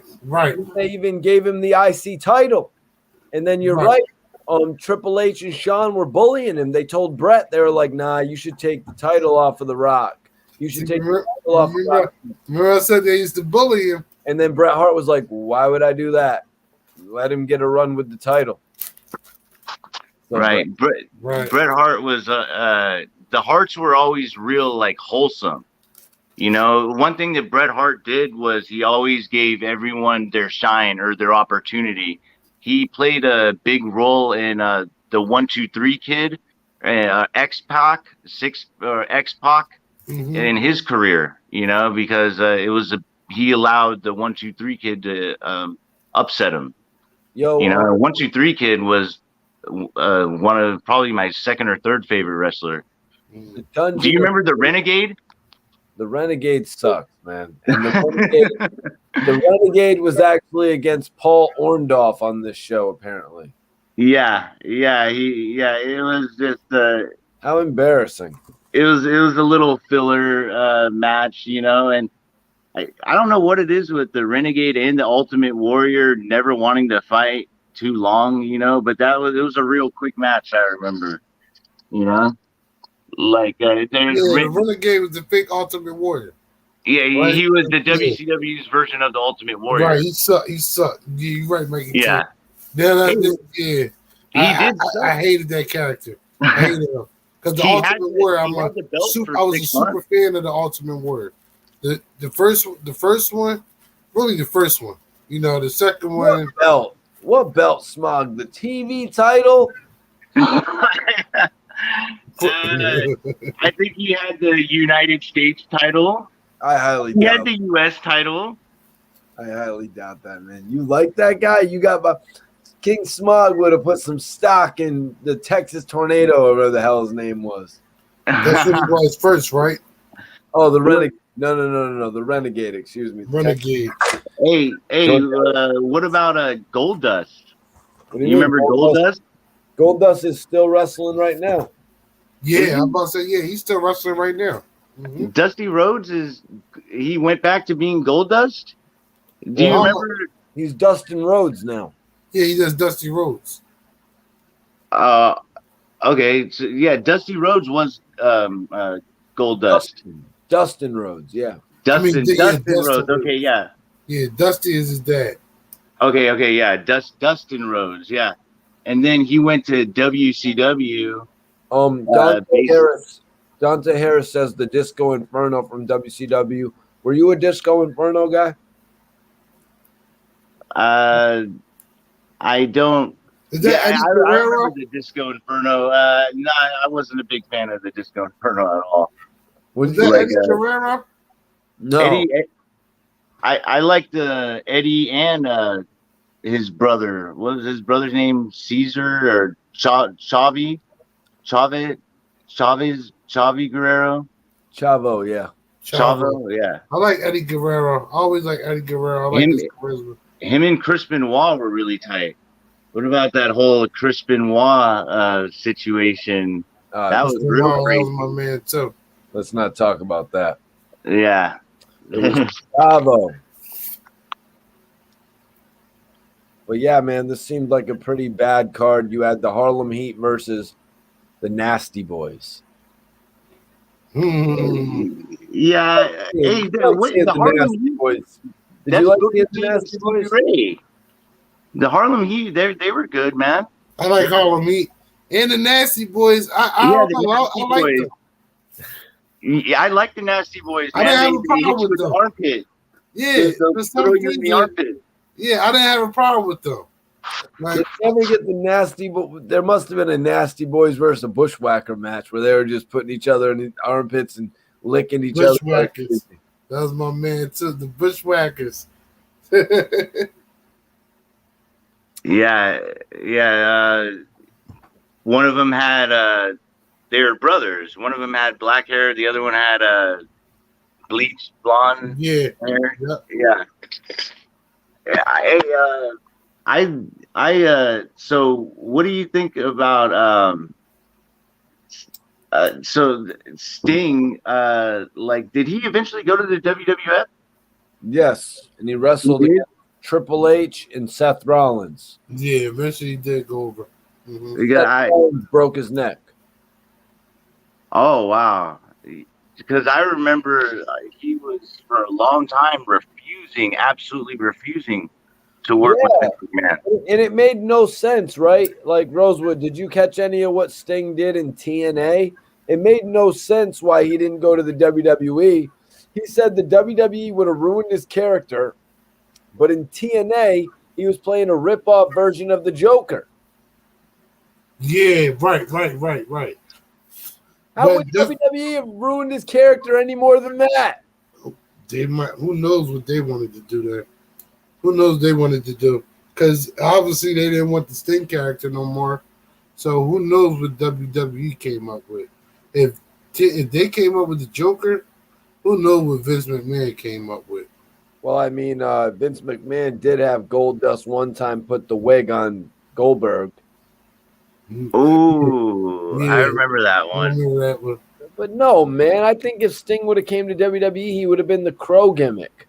I don't get why. Oh, okay. Yeah. Right. He did have a crow persona.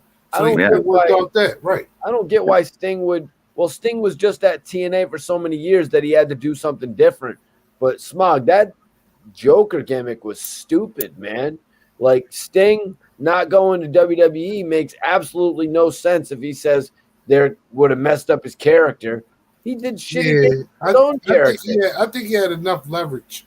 You also have The to man keep we in wanted mind, to. I mean, the whole thing with Owen Hart had just happened, and a big part of his character was going down from the rafters. Right. But I think after Owen Hart, he still went down in WCW, you know, so maybe he didn't trust WWF, you know, wanting him to do the same thing. I didn't I think. mean, that's really the only logical thing that I can think of, like, you know, oh, they're going to want me to go down the rafters again. And, you know, like, they're not going to be looking out for my safety because, yeah, that's crazy, man. Just a little thing, the harness that big for Owen Hart. And then when his wife looked down, you know, from the catwalk that he went and is that 80-foot drop, that's crazy. They said even in the next match, you still had a dent in the ring. Oh my God, you guys! Val Venus, no. George McCarthy just said that Val Venus is the GOAT. George, you trolling now, George. You trolling now, George. Hey, I hey, won't Val lie. Venus. I won't lie. I liked the one storyline Val Venus did with Ken Shamrock and his sister Ryan. Okay. He had a good couple shots on, but come on, no GOAT. No GOAT. He'd come out in his towel. Hello, ladies. Yo, they were going somewhere. Like he's like, I came, I left, and I came again. Did they actually have Jenna Jameson appear on WWE back then with Val Venus, or was that somebody else? No, I don't think it was Jenna Jameson. There was a porn star, but I don't think it was. Jenna. Yeah, it was. I don't think it was her. It was. They did have some. It was. You had to look that one up, Mikey T. They did have a porn star up there. Oh man. It was. They always had a porn star or somebody. Yeah, Jenna Jameson was in WWF. Oh, Oh, she was. Yeah. Was she? Oh, yeah. I don't know. They had another porn star there. They had multiple ones. Someone with Iceberg was saying Carmen Electra. Did they do a scene with Carmen Electra and Val That Venus? was WCW. that was WCW. Yes. Yeah, That but was, she's in And that WCW. was the same time when she was with Rodman, because Rodman was doing WCW as well. Right. Right. Okay. The old collab thing. They both was getting the check. was Val Yeah, Venus exactly. a complete Rick Rude ripoff, Smog? Who was a Rick Rude ripoff? Val Venus. Was Oh, Val, Val Venus. Yeah, I mean, Rick Rude didn't do the porn movies. It was, but at that time, it wasn't. It wasn't the same. It's two different eras. But I see what you're saying. It's like basically Rick Rude did the same thing. is it a ripoff or is he paying homage? You know, like Taking a step further, taking it a step further. Right. But obviously everybody knows Rick Rude would beat Val Venus in a match. Rick Rude was a wrestler. He's an actual wrestler. So George Yeah. McCarthy says, King Smog, what was your favorite Nitro girl? Had to be Kimberly, right? I like the Yeah. Nitro Girls. I never remember the names though. you look. So I don't. Probably the one that was with Macho Man, the one that was with Macho Man Randy Savage. That was my favorite one. Look, they had a WCW Nitro Bar and Grill in Vegas, right? And the Nitro girls would show up every once in a while, So I went there for my birthday one time. It was my 13th birthday. I went to the Nitro Bar and Grill. The Nitro girls showed up, and I had their autographs, and I had it hanging up on my wall for a minute, So I should know their names, But I Did you ever see them on TV after that, though? Or were they just random Nitro girls? No, it was what was that? Did you ever see those Nitro girls on TV, or were they just like random Nitro girls hired for the bar? Oh no, they were the same ones. Yeah, no, they were the legitimate Nitro girls. That's dope. Oh yeah, That's definitely. dope. Because one time I went to New York and we went to we watched Sunday Night Heat at WWE. WWE, I think it was called WWE New York Restaurant, and we watched Sunday Night Heat. You had some of the Heat girls in there. No, they didn't have Sunday Night Heat girls. I know. I was fucking with you, Mikey. Yeah, Booker I hope T. to see what you're gonna say. Was Booker T's wife one of the Nitro girls? She doesn't really. She would. Yeah, I'm not sure if it was his wife, but yeah. Oh, was Stacy Keibler a Nitro girl or no? No, she was strictly WWE. No, she was in WCW. She would always come down to the ring and dance on the table in the fancy out in the she would have an outfit like a girl from an office building. Do you remember Rosewood? She would in the middle of the match, she would walk down to the ring, go onto the announcer desk and just start dancing with a short ass skirt, dude. It was weird, but it was like, okay, I'm not gonna change to WWE right now. Yeah, but it was just weird. I remember that. Hey, if we're gonna talk about the women of the WWE and WCW, what about Marlena? The lady that Goldust would come out with, and she'd sit down in the director chair and smoke her cigar. Oh yeah, she was fine. She was good looking, man. She accompanied him the whole time, I believe. Let me think. No, she actually worked with she actually worked with Test and Albert. She actually worked with the Hardys as well. Oh, did she? Yeah, she was a manager. She's a manager. Yeah, she was managing. She was managing Test and Albert, right? TNA. Was she going by Marlena? Yeah. Whatever happened with Sonny? Sonny,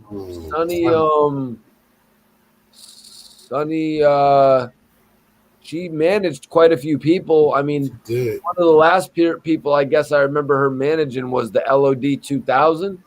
Hey, what about this one? Harwitz wins. Harwitz wins. Barry Horowitz versus No. Skip. No, I don't remember.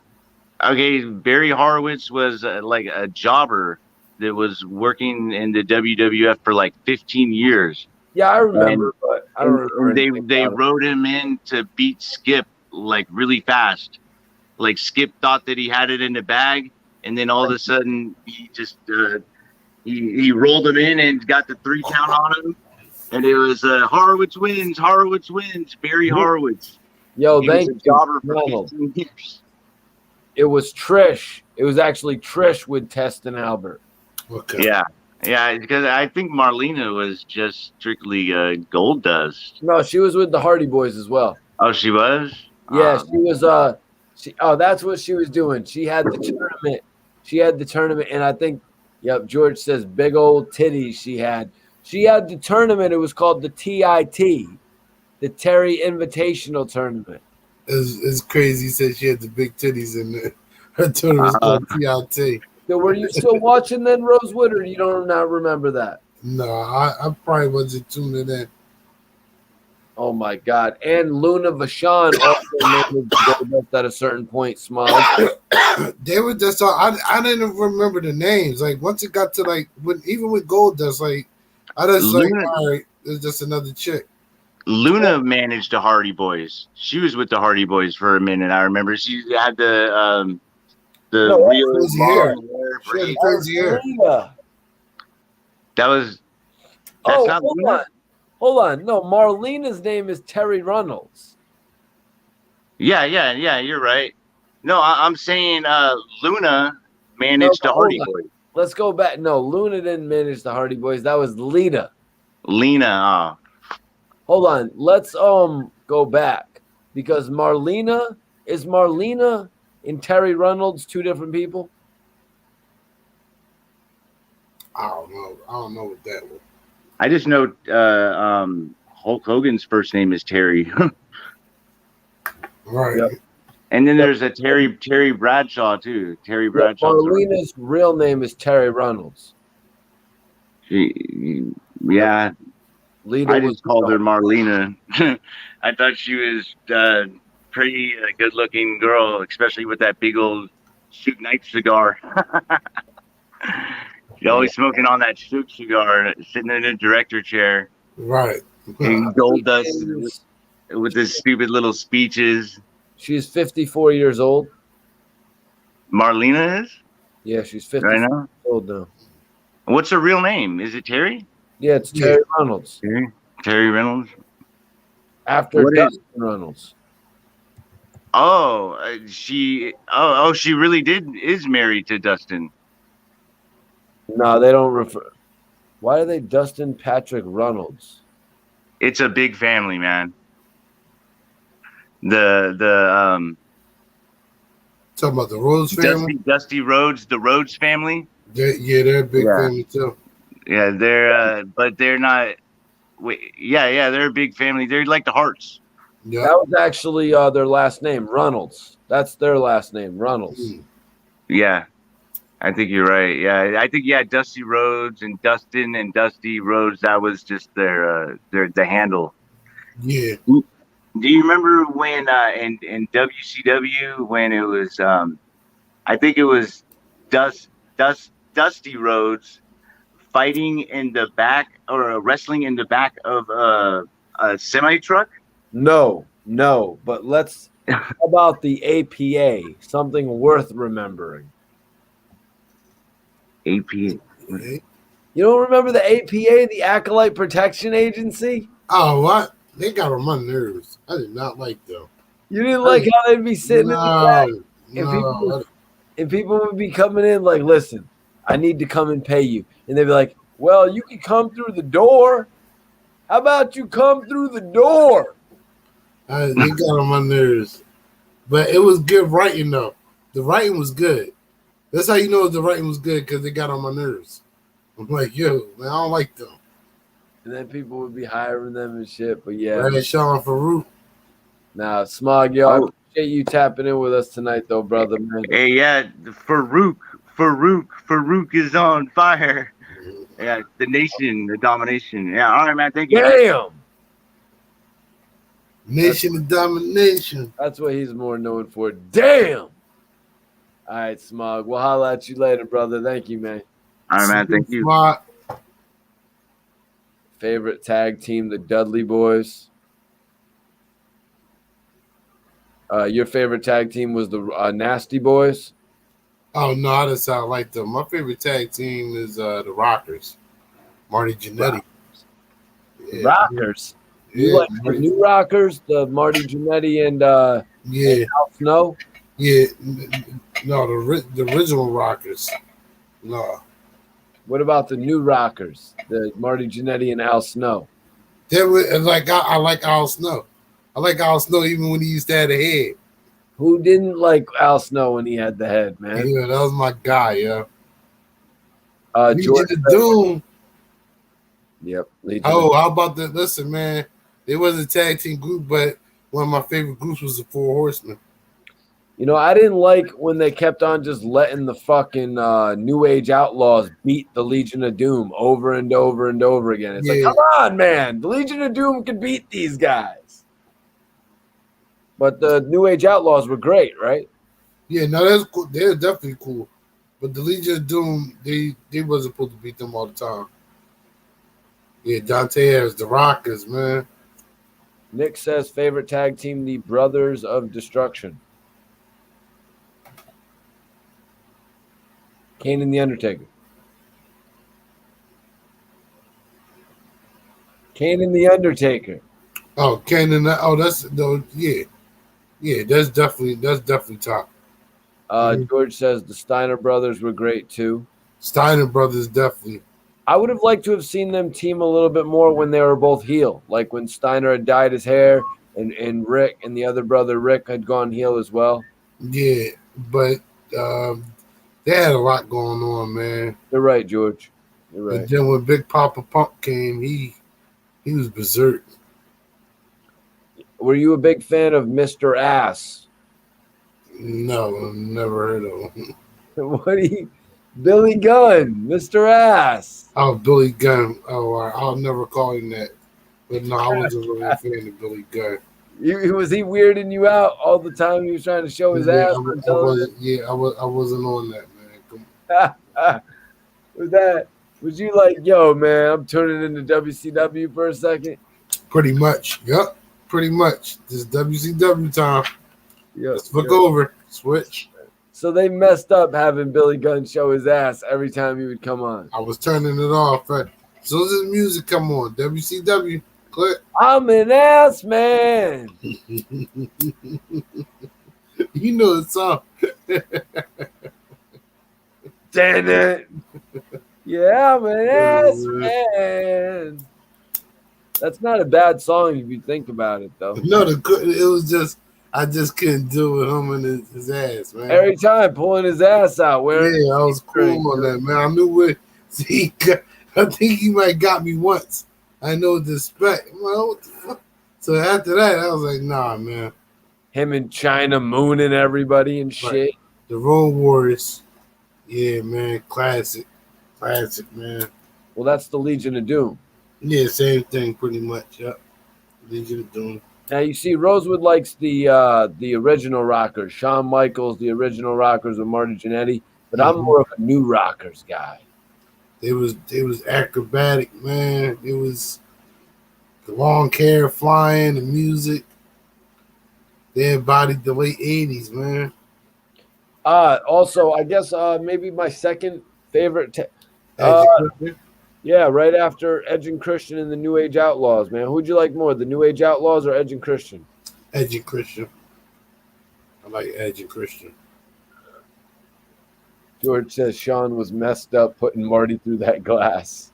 Yeah. Did you think something more should happen for Marty Jannetty, right? Hell yeah. They might have a dark. I don't know if they do. I think I've seen a preview of a Dark Side of the Ring for Marty Jannetty, though. He'd probably do it for $50,000, you think? Yeah. Let them all inside of his world of smoking, like, whatever the hell he smokes? Yeah, yeah. just dig into what he thinks. Yeah, I've seen the preview. Iceberg says, I'm an ass man. Rosewood wasn't a fan. What was it? Rosewood's like, can you just let them come out to the original New Age Outlaw music, which was pretty much, did it. See, but I was really tapped into WCW at the time. Like I was like WCW and ECW. I was on them too heavy at the time. Speaking of ECW, the I Dudley. really kind of left WWF alone.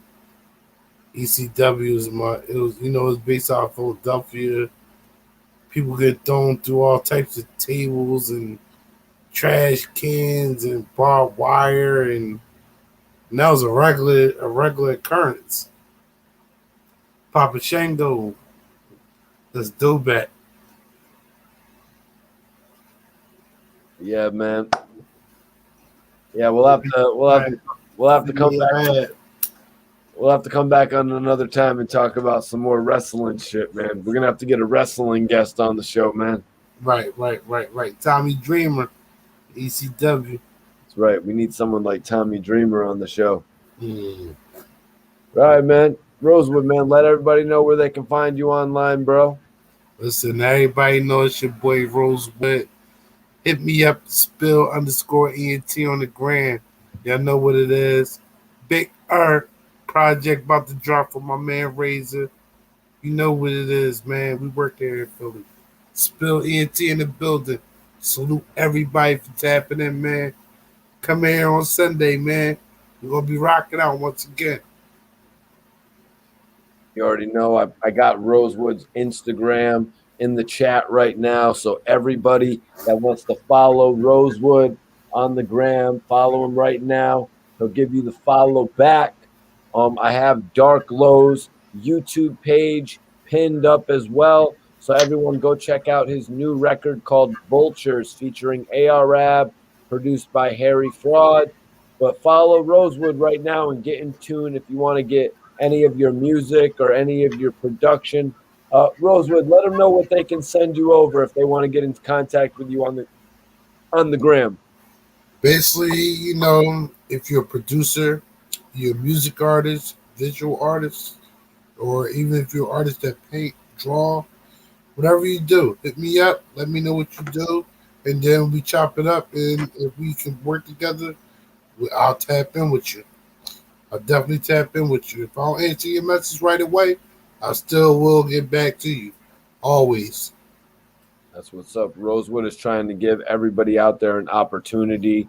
He's based in Philly. So if you're in New Jersey or if you're in New York, Maryland, even in Delaware, if you're in that vicinity and you're able just to link up with him, you know what I mean, and do a couple different things musically, that's dope as well. Whether you're a videographer or if you're a designer or if you're an artist, you know what I'm saying? Or if you're an engineer or anything like that, you can reach out to Rosewood and maybe you guys could find a way to work.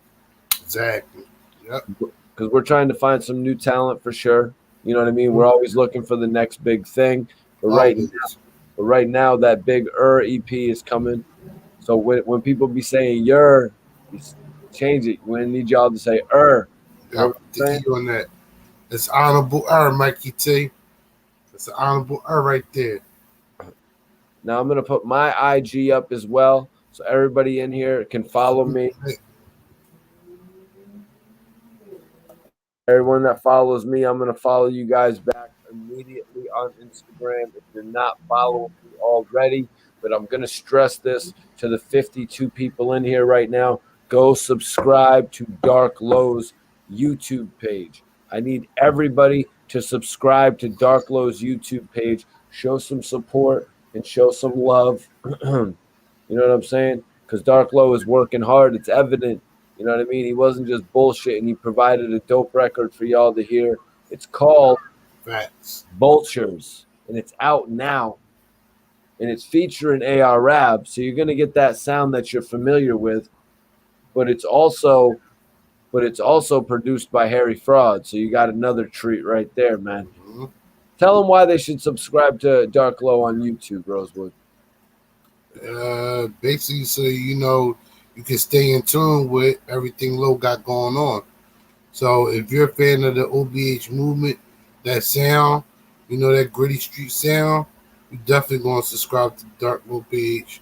You know, you can definitely see when he's dropping new music, who he's dropping music with. You know, you can definitely tune right in. You know, I appreciate everybody tapped in with us tonight. Guys, Dante, appreciate you. If any, Dante, free all the men. now, if anybody wants to follow me, you can follow me on the gram right now, and I'll follow you right after this video is over. And if anybody wants to go the extra mile, if anybody wants to go the extra mile and support the channel, hit that Cash App. Hit that Cash App, support Mikey T Movie. We appreciate everybody for tuning into this live tonight.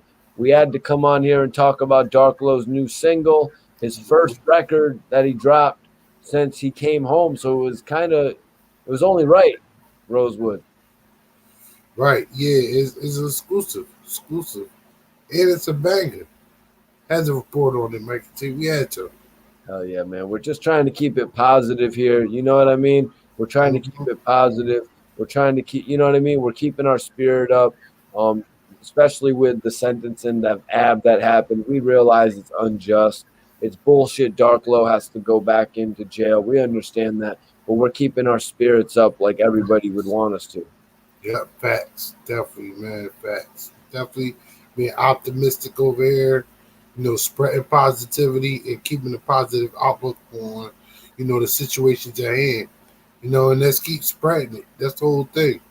Not on no bullshit over here, man. We not trying to sugarcoat bullshit and push it out to you.